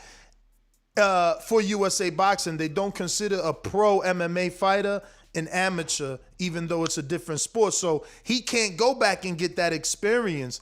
And he doesn't want to just go from being an MMA fighter and turning pro. Obviously, he ain't as good as Clay Callard to do that. So he's using Border Wars. He wants to fight again. It'll be his second straight loss. And he's like, yo, I'm back in Florida, as long as I can make it. So yeah, but it was Elias, man. He had the beautiful Gennady Golovkin Versace-like robe, man. That shit was amazing. That I didn't even know he was coming out with that. So yeah, he definitely got outfit of the night, and if not, fighter of the night because he got the beautiful stoppage. He doubled up the double hook to the body and to the head. Like he just looked really, really good. So now he's fighting Freak the Zeke, bro. Though, we had some good We had a couple good RTDs where the guys was like, "I ain't coming out the corner." Who was that? It was like a few. Yeah, they was like, "Nah, well, that's definitely it." James Clark and Elias. He stopped it himself. Who else? Out the corner. I gotta go through this card again because I don't know the guys' names. I just know what I saw. Outfits? No, now outfits. You don't remember outfits? Oh, I do definitely remember bro. The outfits were amazing. That's some of the best shit I ever seen. Like I seen. Look, all due respect, I live here in Atlanta and I go to the local bouts here. These guys are pros. Yeah. They didn't do what some of these guys did at Border Wars, bro. The belts y'all got at Border Wars. Come on, man. Ain't nobody fucking with that. That shit is up there. Y'all should look better than that slave belt WBC gave out. On God, no disrespect. I'm just saying, no disrespect to Charlo, no disrespect to Mauricio Suleiman. That Border Wars belt, like, I need a piece of that. I need that in my background, right? Unless they can't see me, but the people who know me, they know. Yeah. Yeah, I need that in the background. But I think all y'all weights are so heavy. You know me, I'm gonna pull a Sean Porter. I'm gonna suck down and weight. Yeah. I'm gonna go from middleweight to welterweight. I'm gonna beat these little boys up. I'm gonna just bully them in the ring real quick. Let me bully them because I see they ain't got no tactics. You know what I'm saying? They hammer fisting, but all of these guys are fight fans. That's the biggest thing that kind of disappointed me. Like I said this in my recap nest. Everybody who was on Border Wars who worked the jab won they fight. Yes. Period. Yes. Ain't no way around it. Watch the tape. Everybody who worked the jab won the fight, or they got a knockdown. Mm-hmm. You know what I'm saying? Yeah, Some of them got Keem was working a jab. Sean was working a jab. Elias was working a jab, and they all got wins. Who else? Jerome. I feel like Jerome might have been doing the same move again, man. Him and Austin, like right hand to the body. Austin was the one that got stopped with the shoulder injury, right? Yes. Man, I like Austin. He had a lot of momentum going into that fight. Yeah. I ain't gonna lie, I was a little disappointed in his performance. Me too. The way he RTD'd but you know what I'm saying? Like these guys ain't getting paid millions of dollars to fight. Yeah. But as I'm watching it, in my mind, and I'm watching You're My Guy. We betting the house on you mentally, of course. Yeah. You know what I'm saying? Yeah.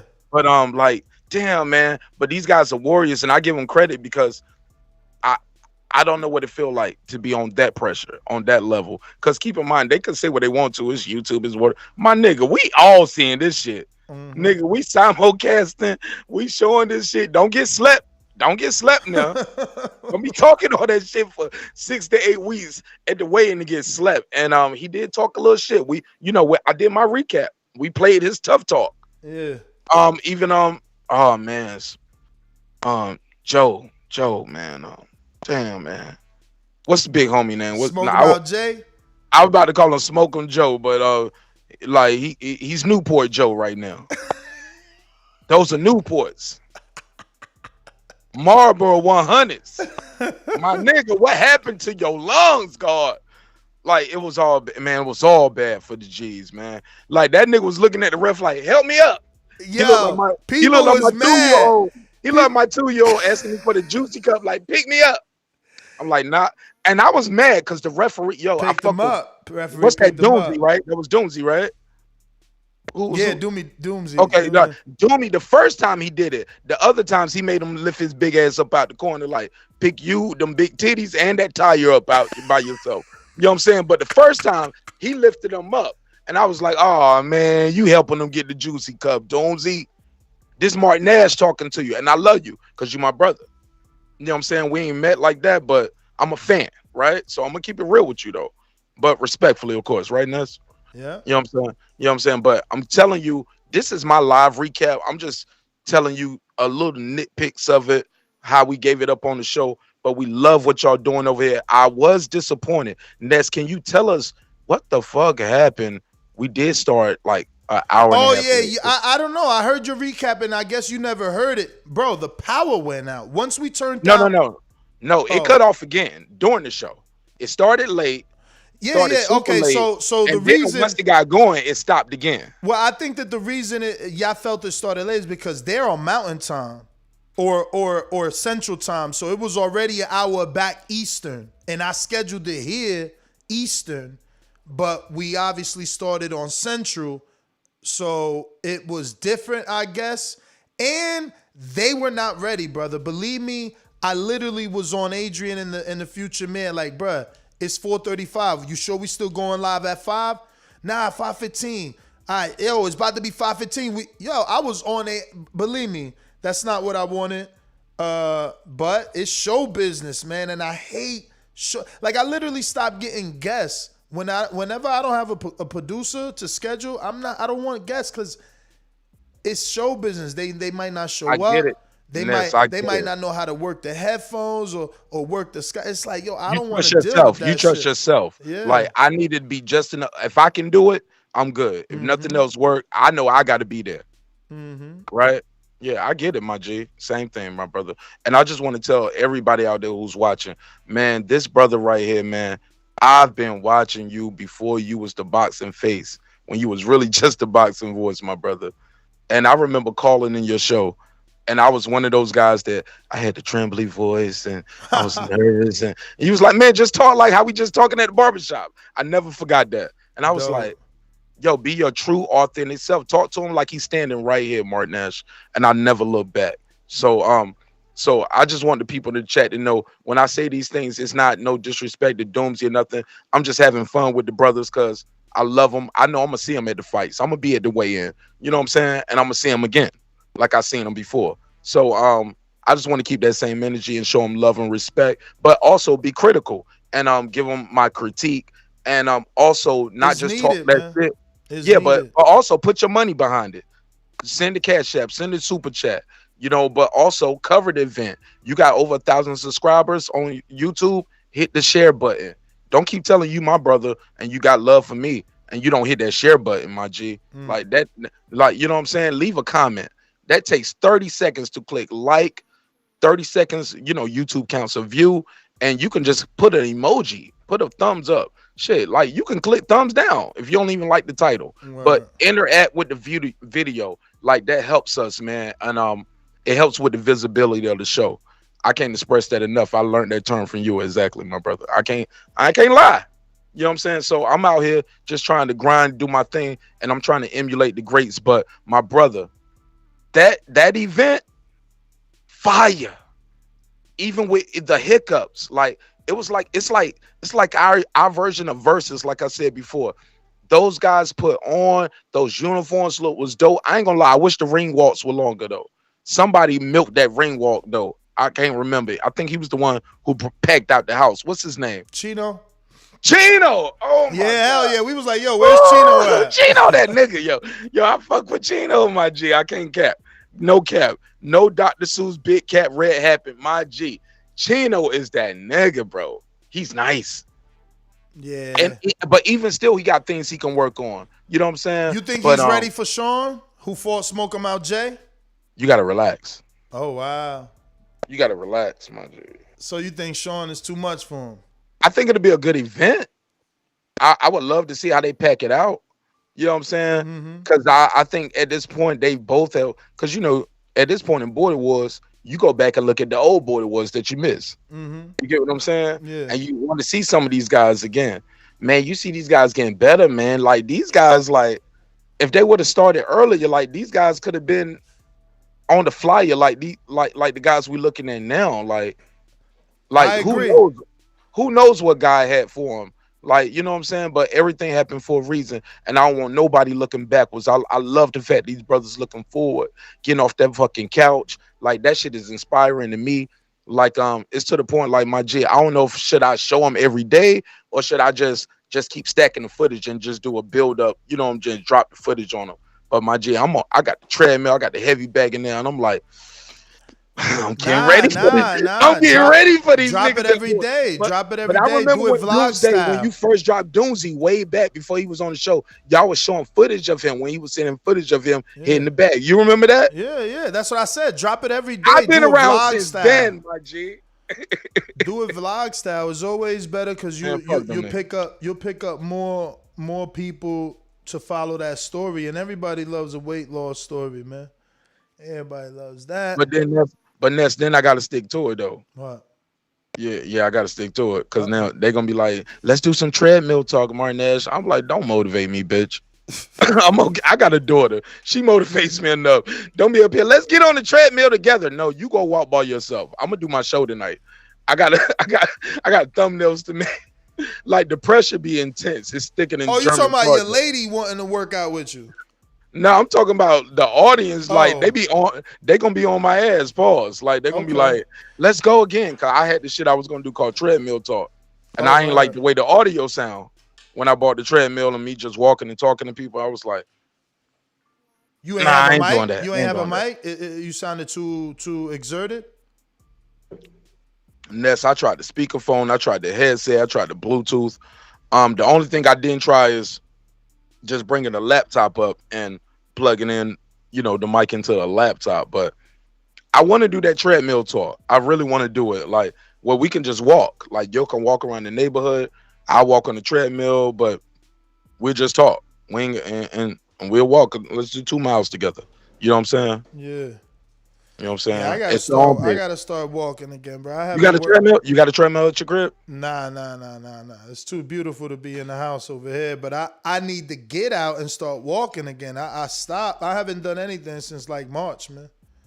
Yeah, I saw your IG. You was in there splashing in the pool like you was Idris Elba or something. I'm like, my G, tuck them in. Tuck them in, my nigga, Medea body ass nigga. Respectfully, of course. You know you my brother, but my G, you was on the Medea side of the game and then splashing in the tub on the IG live, swinging on the rope like you Tarzan. My nigga, get off the rope, get back on the gym, Ness. They want you back at Border Wars. They're calling you out. You Andre Ward. They want you titled. They want all the belts. Look, we need one of them dudes to become a heavyweight champ, man. That's why we want that Chino and Sean fight so we could get ourselves a heavyweight champ. But let me ask you, how do you guys set your brackets up? How do you decide weight classes? Because I heard you guys say you had a commission one time. Yeah, right? Yeah, we definitely have people that we. Who's on the commission? Doomy, Bo and Bama, Coach Mitty, you know, a few of our alumni and you know, just it depends. Like Coach Mitty is very experienced. He runs his own white collar boxing league. It's actually nothing like Border Wars and you know, partially what Border Wars strives to be because it's two different mission statements. But Mitty has a show November and I think he got a show today. And yeah, so we use him obviously for advice and counseling, consulting because he does it on a higher level. Doomy because he's been an amateur.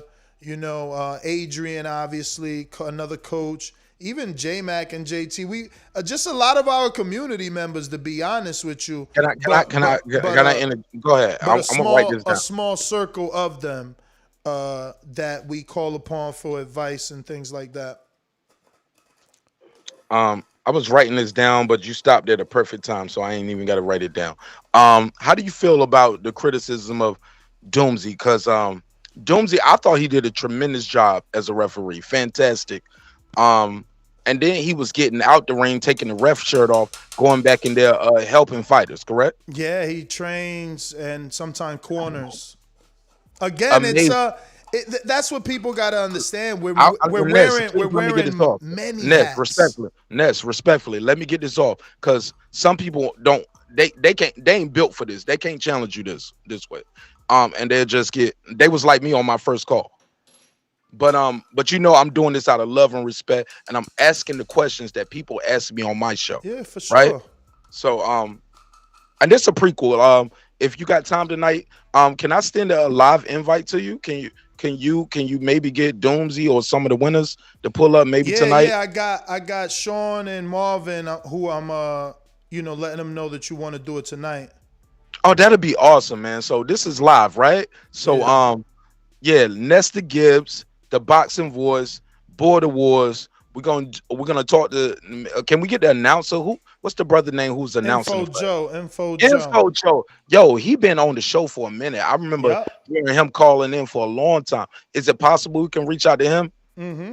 I want to talk to him about his preparation, because I've interviewed guys like Diamante. My brain freeze. No, stop. Yeah, I interviewed Jimmy Lennon. No, yeah, but stop. Discombobulated Jones. He's one of the from the DMV. He's one of the only black ring announcers to do like championship fights. Yeah. You know what I'm saying? Championship fights, you need a black guy, you get Discombobulated Jones. But he's a good man. He's an OG. He's been around the business for a minute. But I don't know. I just want to pick his brain and just talk to him, because and learn about what his process was, even doing that. Even with his catchphrase that he did, like where he get that from, like where he was like, let the hands go, and what he said, give him a show and let your hands. What he said? He said, I think he says, come on, fighters, let your hands go and give the fans a show. No, you said it backwards. I think it's give the fans a show and then let your hands go. You know what I'm saying? I think it's let your hands go second. I could be wrong though, but regardless, I want to talk to him about his prep. Like I ain't gonna eat the clock up on the dude's pause, but this shit is big for me, man. Border Wars is amazing, bro. He prepares. And I think, let me tell you, we have a fighter house when we get to Watertown. So obviously Joe got his own room. Every room has their own. It's a bed and breakfast. Every room has their own restroom and stuff, complete full bathroom. But he be in his show practicing. He be in his room and we can hear him, practicing, and the neighbors can hear him. Like one day for breakfast, that was the conversation. The innkeeper of the bed and breakfast, was telling us how the next door neighbor can hear Joe on fight night. She heard him on Saturday night at her house, because the house is, not too far from the venue. So they could hear him not only practicing before, but actually on fight night. So Joe takes it serious. He also gets everyone's phone number beforehand to get all background information so that he can learn to pronunciate. He takes it super serious. You know what I mean? And I love that about him. I love that about him. Ness, plug me with him. Let me do the interview with him. Tell him Martinez want to holler at him. For sure. If not, he's he probably watching now. You know what I'm saying? Or gonna check the playback. Let me see if is he on because he's usually on the call. That shit gonna mean a lot. And I want to plug him with Discombobulated Jones. You know what I'm saying? Like, cause that brother is still out here, but it ain't no other black ring announcers doing championship fights that I know of. I mean, we got obviously. But you might know. I mean, he ain't doing championship fights yet that I know of. No, it's hard.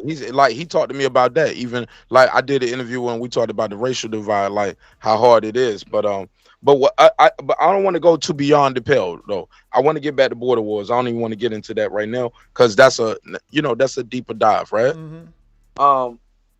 I had this question written down. The belts. The belts look like y'all got a franchise belt or something. Like who paid for that shit, my G? Like, come on. That shit look better than that shit look like one of the WBA belts. The way the black and the gold look. Yeah. I wish y'all took some close-up shots of it ain't put it on your Facebook or We Instagram. did. 'Cause We shared it mad times. I'm gonna send you. I'm gonna Send send it you a to me. close Let me up. post that out. Yeah. Yeah, send me that. Let me put that out. So when we doing the show tomorrow, because I'm gonna let you know when homie came up at the end when I did my recap, I was like, look at them belts, my G. Like he had 2 belts over here. One was like a WBC looking belt. Yeah. Like what's up with that? Like Because what's up with that? before we made our own belts, we would get belts donated from the sanctioning body. So the winners, if you were a So champion. that is a real WBC belt. Yeah. Are you bullshit? Yeah. Homie got a real WBC belt. Yeah. And he beat up a YouTuber to get it. Yeah, you talking shit online, I'm talking shit. Oh my God. Man, this the best shit ever. Yeah. And it's just getting started. Even though it's been going, but my G, this shit is big, bro. Like, y'all know pay-per-view is next, right? Even if it's like $10. Like, niggas will buy this shit, bro. Yeah, I mean, I want to get the money elsewhere. I really want to have it free on YouTube. I want to see the shit do, 100,000 views versus 7,000 views. You know what I mean? So I want to keep the eyeballs on it because that's how you gonna get more participants. My G, I'm all for it. Low key, I don't know if they told you because we had some intermediate. How you say the word intermediate? We had some middlemen, right? But I wanted to simulcast it. Okay. But I was like, can I simulcast on some versus type shit for real? But I was like, man, I met Ness at a weigh-in. We talked about me promoting, but I ain't asking I share his content. Mm-hmm. You get what I'm saying? Because now people will be donating to my show. Like I'm communicating with the chat. Like I'm hosting it on my channel now. Yeah, nah, man, I'm telling you, But for the future, we could bring you out, man. You know what I'm saying? Niggas be like, don't do that. But I want to share it. I want my people, because sharing the link is one thing, but me talking through it, like, what the fuck is going now? I'm commentating too. You know what I'm saying? Yeah. But this shit is huge. But I'm definitely coming out, my G. Yeah, I appreciate the invite. We would love to have you, and you can definitely be a guest commentator. We had 3 mics set up, 3 headsets, and we ain't even use it. We just need a bigger table. You know what I'm saying? We pretty big. Nah, I don't need no table. I'm gonna be going backstage getting the pre-fight interviews. Okay. I want to be the man in the crowd. Like, all right, so what you gonna do tonight? What's your plan? You know what I'm saying? What you gonna do? You know what I'm saying? Mm-hmm. You I gotta sent be you the ready to lock belts. you. I sent you the shots of the belts. I'm hearing the phone dinging now. But Ness, that's what we need too, man. I saying we look at me. I don't invited myself in, right? Nah, man, it's for the community, man. The best thing, and I'm very happy that not only you, but like so many other YouTubers and content creators shared it. The YTBC definitely came through and showed us. They're gonna come for me after this though, right? They gonna like Nash, you was over there fanboying, my nigga. I was like, I love what it was though. That's the problem. Like it's too much hate, not enough love. Like you know what I'm saying? Motherfuckers like click the share. Like my G, you can't put it in your community tab. Like you don't want to be a part. Like this shit is a major, bro. He the only one doing it. Put our differences aside for the culture. Boxing is a niche sport, Ness. Yeah. We ain't got our own channel. And so it's showing some old fights from like that's in black and white when niggas was like fighting like put your dukes up, yeah, succotash, like they talking crazy. You know what I'm saying? They doing like this, like they got the God bless the dead. They got the Jack Johnson stance. Yeah, you know what I'm saying? My G, like, but golf got a channel, tennis got a channel, hockey, baseball, basketball, football. NFL, like everybody got a channel. Boxing lives on this thing right here that we got called YouTube. Yeah. Come on, man. It lives here. It breathes here. We get it first. We spreading it out to the masses, and the masses, right? But also we can create the narrative. And a lot of times, like over the last couple of years, my G, it's been a lot of toxic shit going on, and I ain't with none of that shit. Ness, I don't like it. I don't like it. Like that, like the Karen video where she saw the ticker flag. She was like, I don't like that ticker flag. I don't like it. Word. My G, I don't like it, bro. And I think we gotta build, we stronger together, yo. For real. Support creators, yo. You fuck with the niggas to content. Yo, it's nothing wrong with you saying you fuck with the content. I don't like we disagree about Bud Crawford versus Errol Spence. Okay. Who you got? I don't think I got Bud Crawford on guard. You know what I'm saying? I mean, You know I what I'm think saying? at this point, Especially now. But exactly. I At this tell point, people, it's over, the man. fight lost its luster. It did. It did. Bro, I'm about to, man. Don't make me do that video, Ness, before you. But the fight has lost its luster, no matter what happens now. Bud Crawford will never get the credit because the fans gonna say, Unless he comes back and fights another top level fighter and doesn't, because right, everybody's gonna be cool with him getting a tune-up, and if he does the I don't want no tune-up again, and fights another top guy and looks as good as he did, then I mean, I guess that means he's back. look, I gave every big dolphin. I'm sorry, every big I'm sorry, big fish, every big fish fan to stand on and down that hill, and you know what they tell me? My guy don't need no tune-up. Yeah, Yo, he came back from the car accident. But Ness, let's be real. Different though. This different. Ness, what's worse, the car accident or getting your eye damaged in sparring? They think this is light. I keep telling brothers, listen, man, respectfully. And I love Errol Spence. I joke a lot about him because of that Yellow BZ clip. And I was like, yo, this your guy right here? You're like, this is my brother. Okay, you gonna kiss him at the show when you wear his outfit? You wear your Errol Spence short set? Whoa. I'm trolling a little bit right now. I'm going beyond the pale. Let me get back on track, right? What I tell people for real, and this is, let's be clear, Ness. How many fights did that car accident take off that brother? Because when I see that clip of him looking up, the way he looked in that hospital bed, his face ain't never looked like that in no fight. That brother took some damage in that accident, and his fans want to act like nothing happened. He's a warrior. Yeah, he's fighting through it. He's a beast. He's a monster. Nobody else in his weight division can fuck with him. He's a king amongst kings. But that shit took some damage to the throne.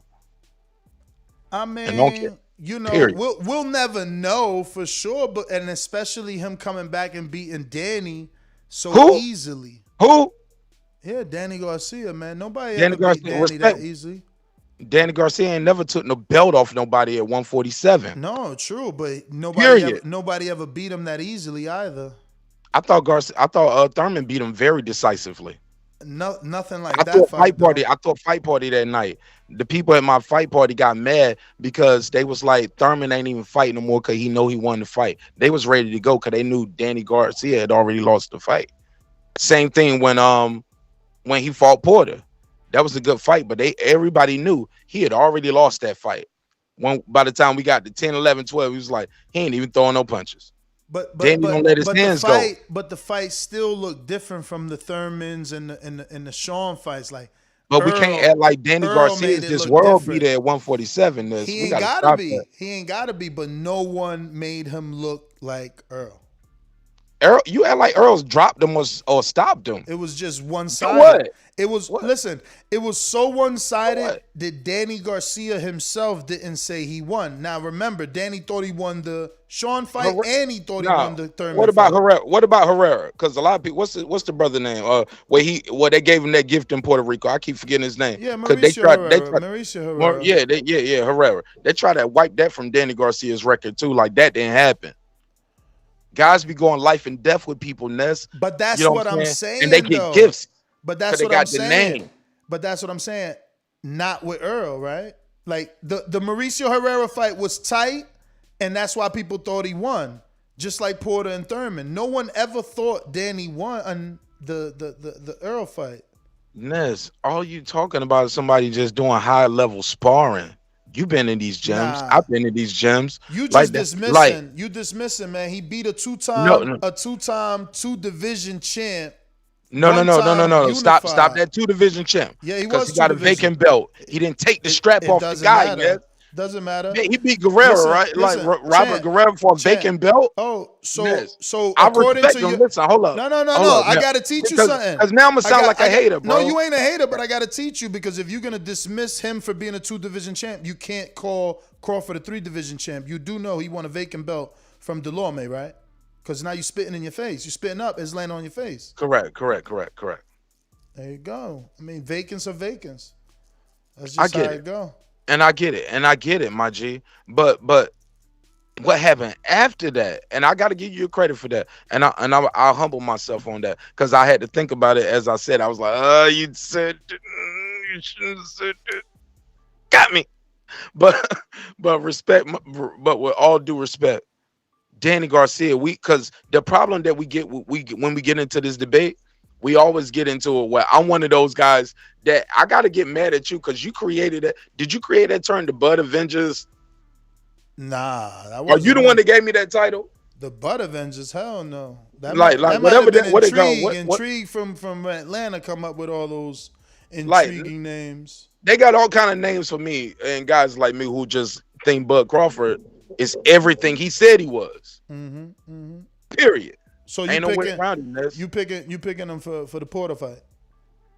Oh, I created a hashtag BBE. You know what that means? Have you heard that going around? BBE. I haven't heard it. I'm trying to guess what it could be. Bud beats everybody. Welcome home. Welcome home to the neighborhood. Nestor Gibbs, you are a neighbor. That shit You sound are like a friend to the porn. show. I needed you to say it. I'm gonna use that like a sound porn bite. title, man. That shit, Nah, I got BBE pause. and shit. Pause. Ain't that like BBW and shit? Like, what's up with y'all? I'm gonna kill you for that, yo. I'm gonna kill you when I see you at the next weigh-in, my G. Yo, you know you gonna be here for the Tank fight? Shakur Stevenson. No, Shakur, Shakur? versus Heron. I'm So I'm gonna thinking see you about at it, that man. one. I'm thinking about it, man. Hey, can I do some? That shit can ain't I do- cooking, man. No, It ain't cooking no. at all. Yo, holla at me, man. Let me do some correspondence for you. Like, get the pass and let me trust me to Absolutely. Let's live work. on air. As Let's I'm work. doing that, I'll be sending you the footage Let's work. with the big cameras, with the gimbal, smooth shots, drone footage too. You want to do that? Let's do it. Fuck with me, man. I'm that guy, man. For real, for real. So Everything you I do said was- videography or Yes, I do that. I do that. I do that. send me some links or something you might have edited. Check out Mike on Sports. I did his intro. I did World Combat Sports intro. I did my intro, of course. I do thumbnails for a lot of your favorite YouTubers. I make logos. Shout out to Rapstar. Oh, so you a graphic designer? I do, man. I'm an artist, producer, engineer, songwriter, video director, web designer. I make the merch. I got the machine. I press up the merch. Yeah, man. Well, you got DTG I'm everything, Ness. I'm everything they said they was. What you but got? I am that guy. You nigga. got direct to garment, or you do plaster of Paris, heat transfer? What you using? I definitely use Cash App and PayPal. And my name is Mark Nash, MarqNash, MarqNash.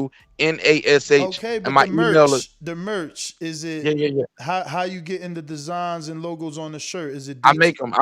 I know, but what is your? You said you got the machine. I don't do the DCG. I don't do direct to garment. Okay. No, I don't have that one. We what you? I got? heard the sound. I heard the sound like the nigga hung up on me 2 times. Like boop, boop. Nah. So what you got? Heat transfer? Definitely. Okay. And I do the designs. We do the heat transfer. We also do vinyl. But we can do screen printing.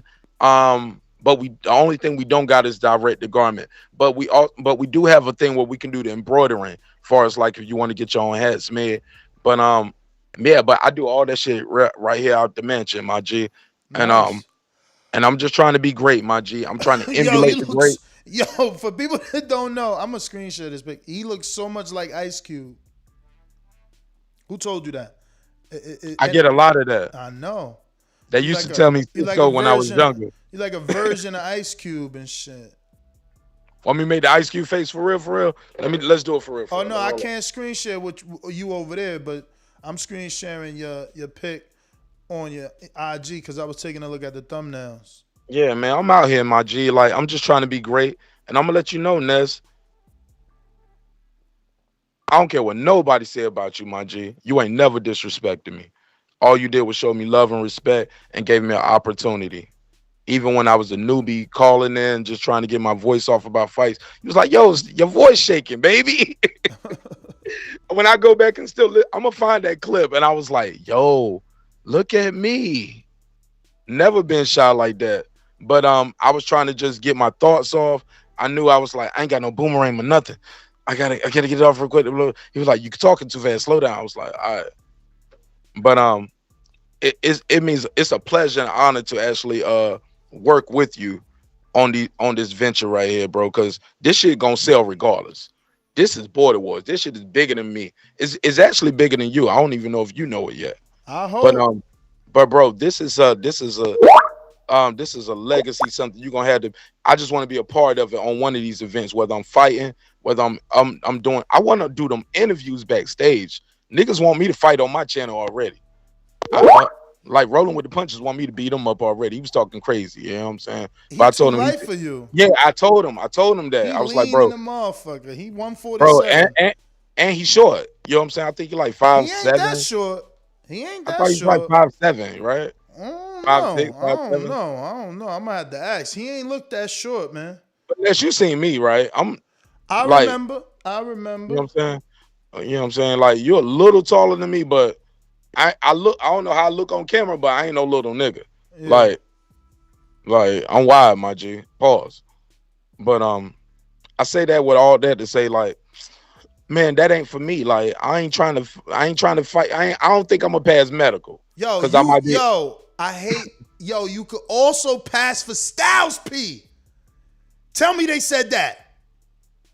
Yeah, that's because I lost my retainer and my gap started coming back a little bit. So fuck you too. Nah, this picture you Respect, and this picture you and Louis Kubis Aries, you looking like Styles P right here. Word is Yo, I heard Here's that why right they there. call me the Yo, guy. I like Lewis though. Lewis artist, yo. I got a good interview with him. Yeah, And did you yo check that out? He was talking about how Gabe Rosado tried to play some games with him with the gloves, yo. They need to fight again, man. That shit was actually it was him and Gabe had a draw, or was it him and Jacobs had the draw? I think it was him and Gabe had a draw, and then Gabe had a draw with Jacobs. He lost to what's the Jacobs. Yeah. Him and Gabe had a draw, but even that though, he told me like Gabe did some things with the gloves though. Like what things? You just gonna drop that and not say what? I got the interview. I got to get the views, baby. Oh, I'm learning from the greats. That's what you taught me, right? Pause. And where can they find it? Yeah, on Martinez, right here on YouTube. But basically, I give you a sneak peek though. He said the brother like Gabe, they was complaining about his reps. So while he doing all of that, getting his gloves check, re-wrap, Gabe over there warming up, and now they finally agreed on the shit. And it's time for him to walk out, and Gabe was like, yo, like the showtime and the camera people like, we gotta go. We on the clock. You know what I'm saying? Border Wars. You produce a show. Cameras rolling. We gotta go. We got a time to be in this venue. We gotta be out of here by a certain time. Word. Rain, sleet, and snow. Yo, but I don't want to go too beyond the pale. Let's go back to Border Wars, right? Yep. Yo, the crazy thing I loved about Border Wars, I rap, right? If you anybody who follow me, they know I produce music and I'm a part of that battle rap community, and I'm part of, we interview Grammy nominated producers on the show, as well as dope ass people like you, Nestor Gibbs, my brother. How did you get people in and out of the ring so quick? Cause every event I ever went to, my G, nobody gets in and out the ring that quick. Whether it's battle rap, whether it's boxing. These motherfuckers. We just didn't want to go through the same issues of dealing with the light. And even though we sped up, once we turned that light on, the power went out. So it still gave us an issue. You think you're fixing one problem and then another problem occurs. And I told the man, he turned on only 2 lights, but the issue was like the day before when we did all that, we didn't have all the equipment plugged in. So when we checked the lights and how it would look for the ring, none of the video equipment, none of the audio equipment, none of that was connected, let alone the DJ, the ring walk lights, the smoke machine. So it was just an overload, man. It was an overload. We didn't do a full walkthrough. Nah, not with all the equipment. We couldn't have. And then when we went, why not? Well, because just it's double setup. But I mean, you live and you learn. So I guess it's gonna be something we do. But the DJ didn't come till the Saturday, not the Friday for sound check or none of that. So again, it all comes down to funding. Because if you want your DJ there on a Friday, you're gonna have to pay for that. Twice. You gotta pay for that. So it's all down to funding, man. We need sponsorship. We need fucking Mauricio. We need Mauricio Suleiman to bring us under the WBC banner. I've submitted Border Wars to him, and we're trying to get it sanctioned by the WBC, not only for the funding but for the growth of it.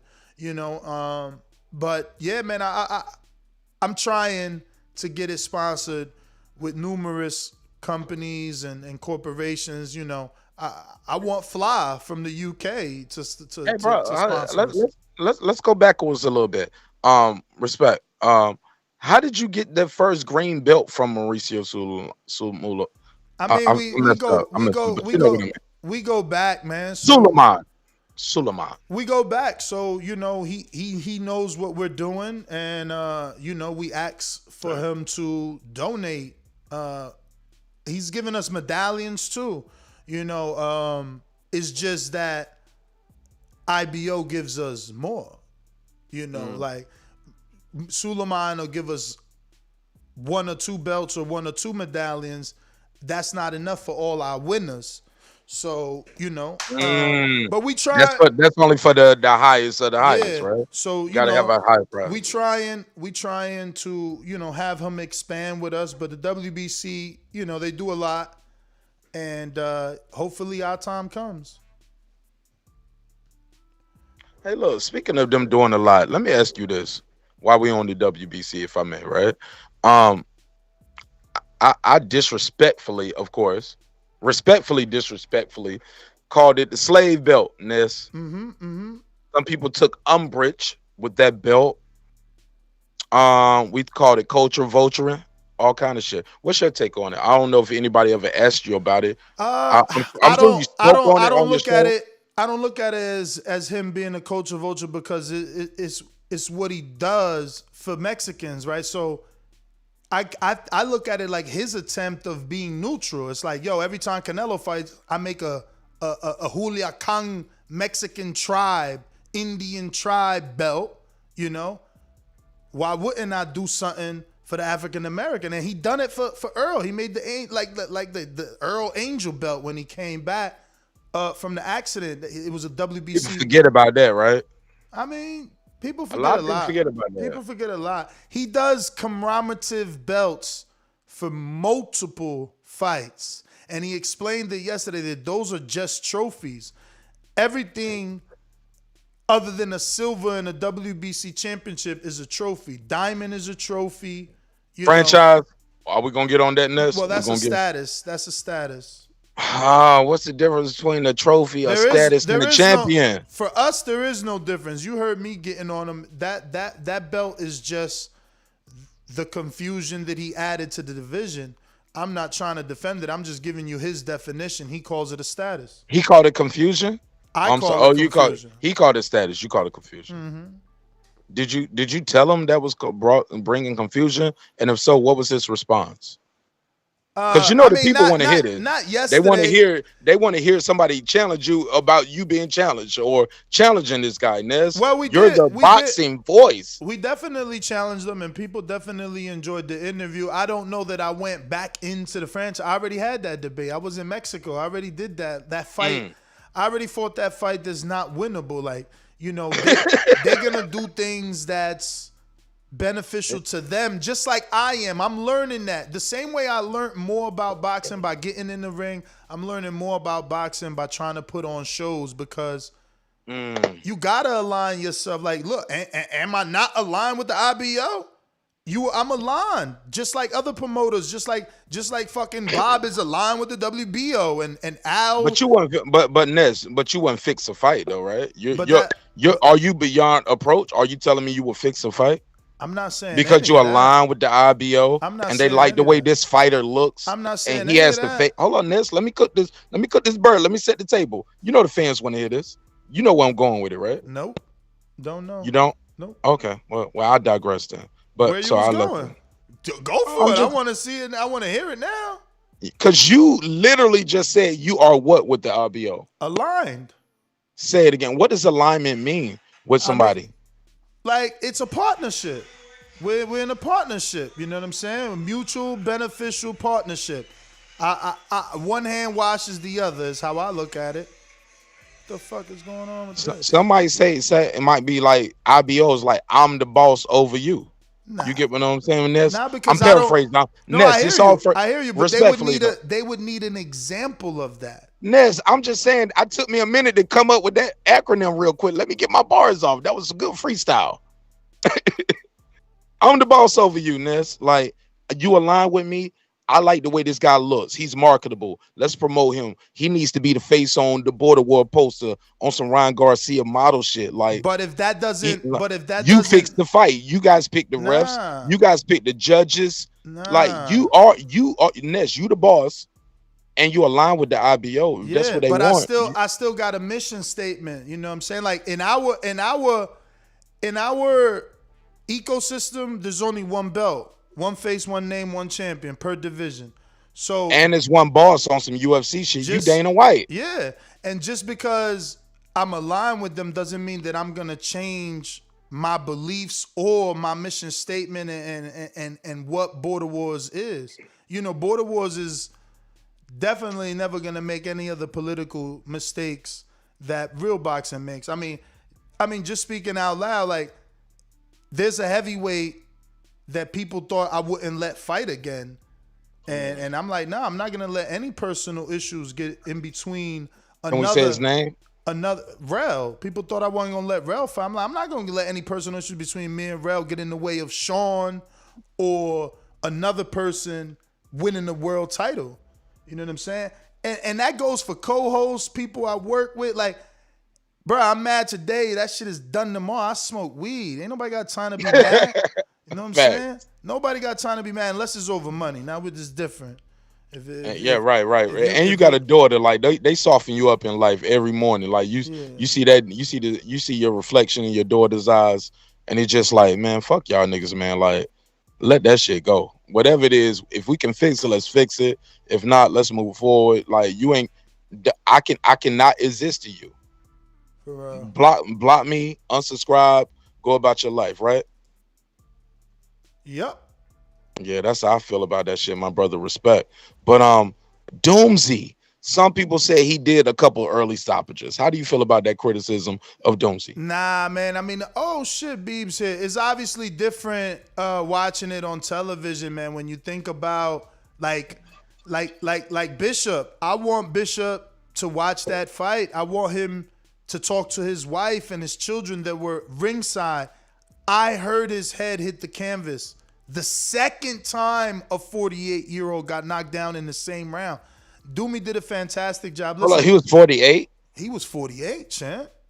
Oh, man. He was good for his... He looked like the way he was built. He was a killer. Yeah. He was 2-0, 2 KOs. He ain't go past 2 rounds, man. He probably went 1 round only, man. Like, he was it wasn't really the shot. It was his head hitting the canvas.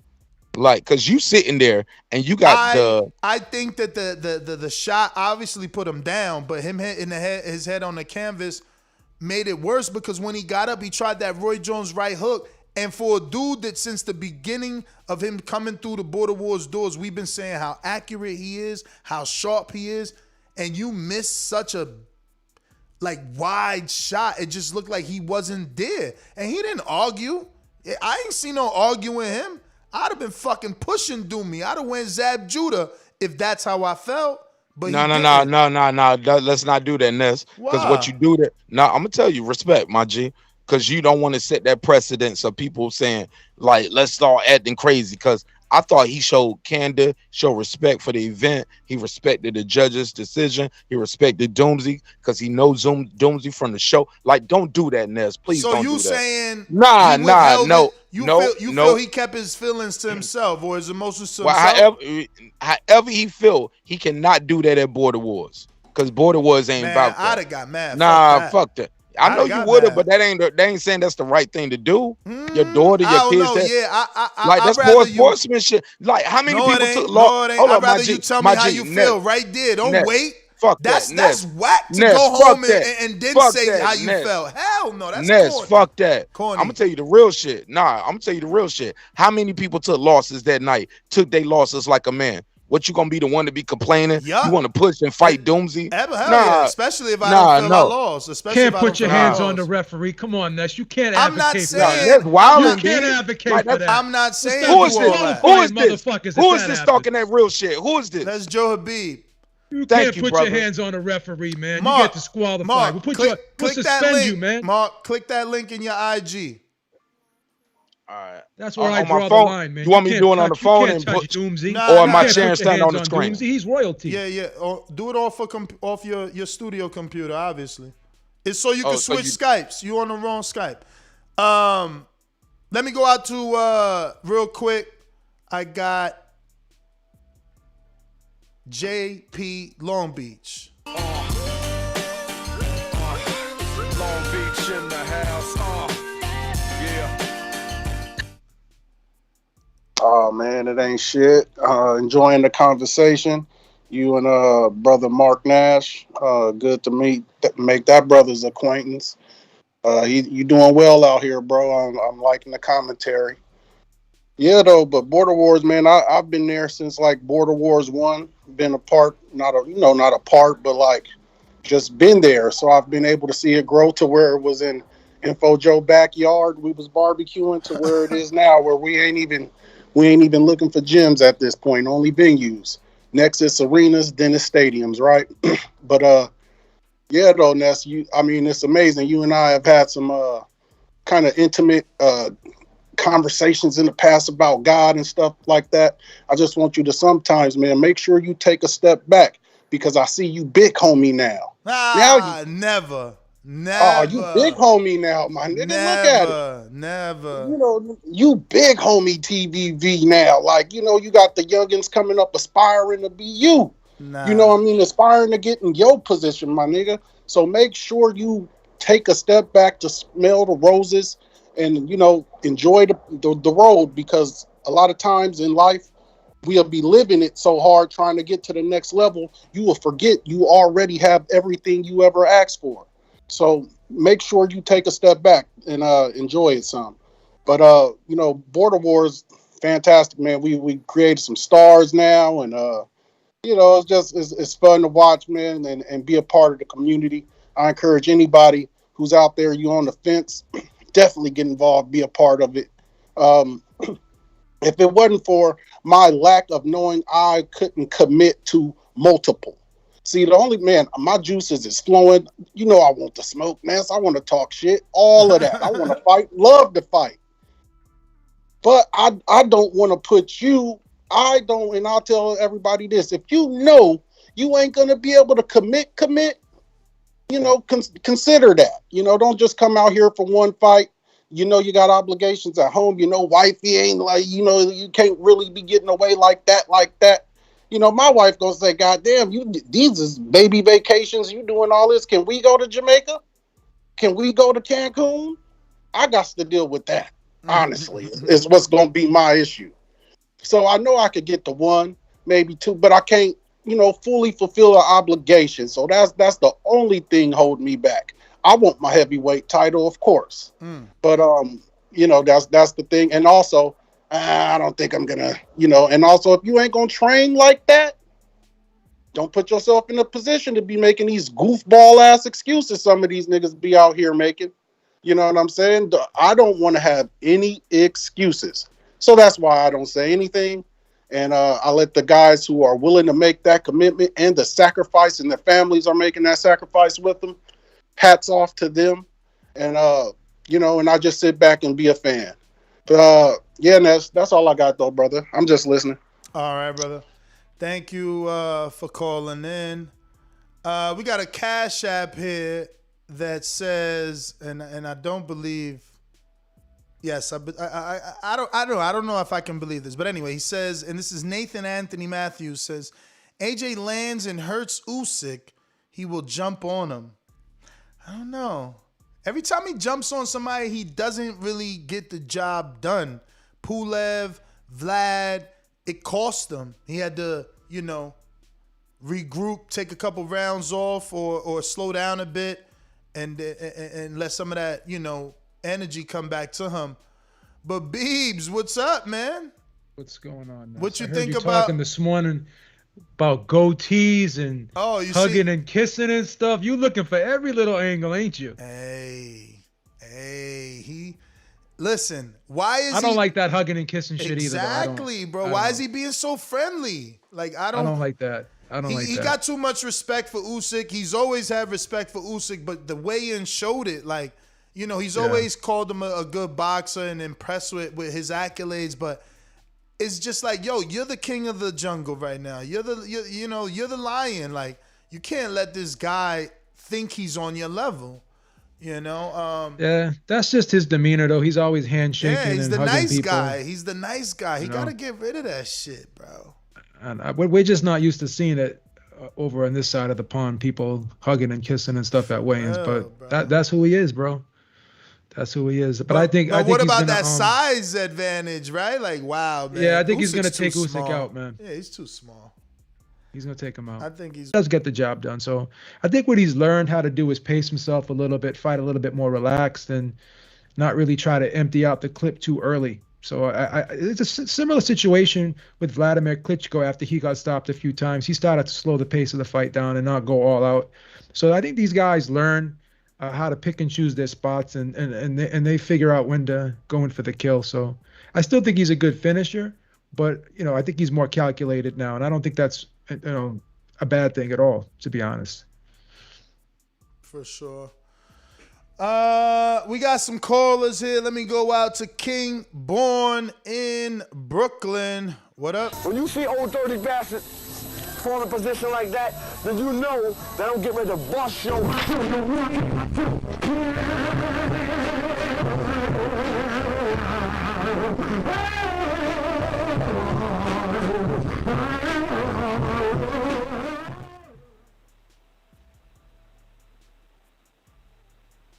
Born?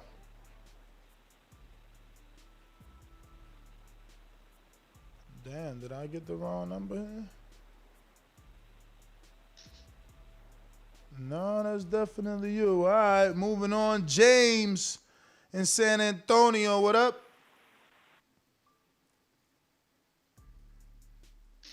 Hey, Ness, can you hear me? Yep. Hey, Ness, what I like about the Patreon is because I go into like the community page and I can type like Canelo or Bud or whatever, find old MP3s. That only goes back so far though, right? Because the Patreon MP3 started to when, like 2020? Yeah, that is new. It only goes back so far. We just started doing that because it was a feature that they dropped. Hey, if I wanted to find like an old podcast where you and Beeb used to be on together, how would I do that? What would be the quickest way to do that so I can see how you chopped them up? I'm sure you chopped them up back in the day.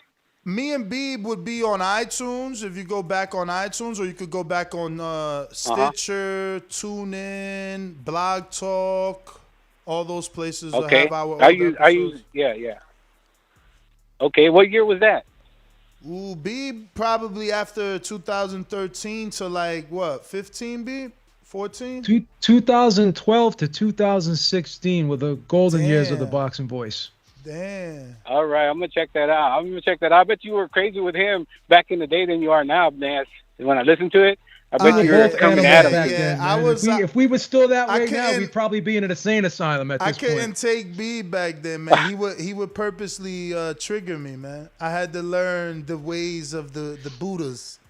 I had to go to sleep listening to a lot of water and shit, bro. You know? Those were brutal. Those were blood wars back then. But he made me better. You know what I'm saying? He made me watch fights that I didn't want to watch because obviously his conversation would be better because he would know about the topic. So he made me better. You know. Thank you, Nestor. Nah, yeah, that's cool. That's cool the way y'all came full circle. Bro. That's cool the way y'all came full circle, man. Ness made me a better interviewer too because we used to go to events and he would just be like, "Beep, go, go, go," and I didn't have time to write shit down or think shit out. So I trained myself to just do it, no paper, no pad, baby, all off the top. I trained myself to just kind of be on the spot with my shit. I don't write shit down no more. I just think of things that are important topics regarding to the situation, and that's that, you know. So. Nothing scripted anymore. Right on, that's what's up. All right, you guys have a good day. All right.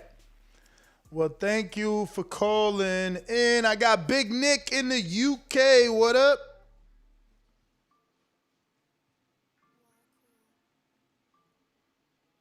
Big Nick.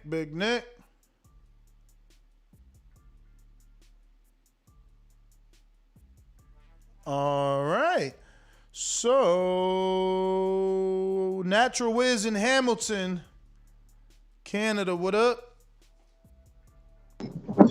What up? What up? What's good, brother? Been a minute. Yeah, been a minute, man. I started a new job. Uh, enjoying it, doing it right now. Actually, I'm in a truck, so I'm not doing the heavy lifting anymore. But as far as Joshua goes, I can understand why he believes that Deontay will either knock him out or win, just because he got blessed with extra time. Like it's just a fact, right? I didn't want Wilder to take that fight with Fury because Fury's just going to do the same thing, right? Rinse and repeat, right? If it ain't broken, don't fix it. So he's just going to rush him, right? So, with all those drills he's been doing and got blessed with that extra time, I believe he can do it, right? And I don't believe Fury with the COVID, man. I see the pictures. I seen him walking around. I mean, damn, and whatever happened to him in training camp, the COVID, let's postpone the fight. Like, I think he's a little concerned. You know what I mean? He is human, but I do think that the Joshua fight will go to distance. I'm betting it will go to distance. I don't know if Usyk can drop Joshua. I don't know, but he could maybe. I don't know, but I doubt it. Right? So either in less than 6 or it's going the distance. Joshua. That's my call. Take the under, Ness. Take the under at 9.5. It's great, man. Take the under. Let me see what my bookie got over here. You got to take the under. I think that's the best bet. I don't think it goes the distance. Well, bookies believe the opposite of that. You know that, right? Well, it's pretty close. What is it, like a plus 150 to go over? Mm-hmm. That's not bad, bro. That's not bad. It's pretty even money right now, whether they think it's going the distance or not. So I think it's pretty close. I think it's like almost like a coin flip to determine how this fight's going to play out. It's crazy that he's so close in the fight with Usyk. I don't think I think that Usyk is being very overrated here, man. I just don't see what everyone else sees. Me neither. The over-under, it keeps changing, bro. Lord. Literally, it was 205. Now it's back to 225. And the under is now minus 150. It was just minus 140. It was just minus 150. And even the under now is plus 120. That was plus 150. Yeah, the odds is all over the place. They're changing rapidly. We got Hawk in Maryland.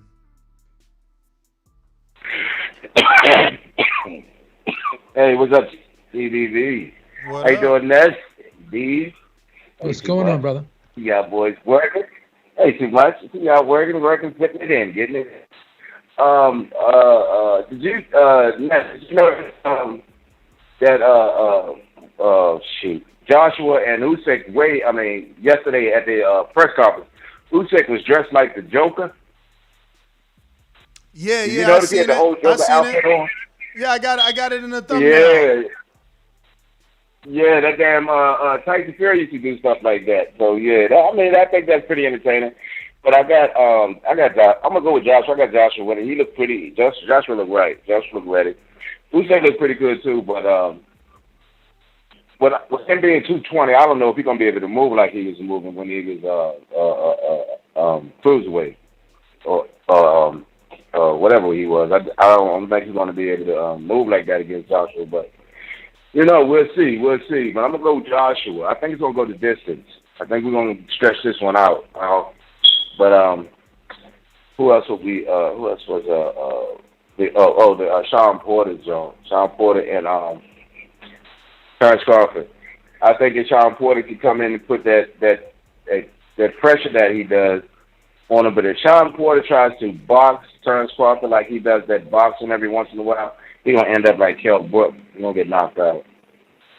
So I just think he should go ahead and keep his war tactics like he did against Berto and all that, spin on Crawford.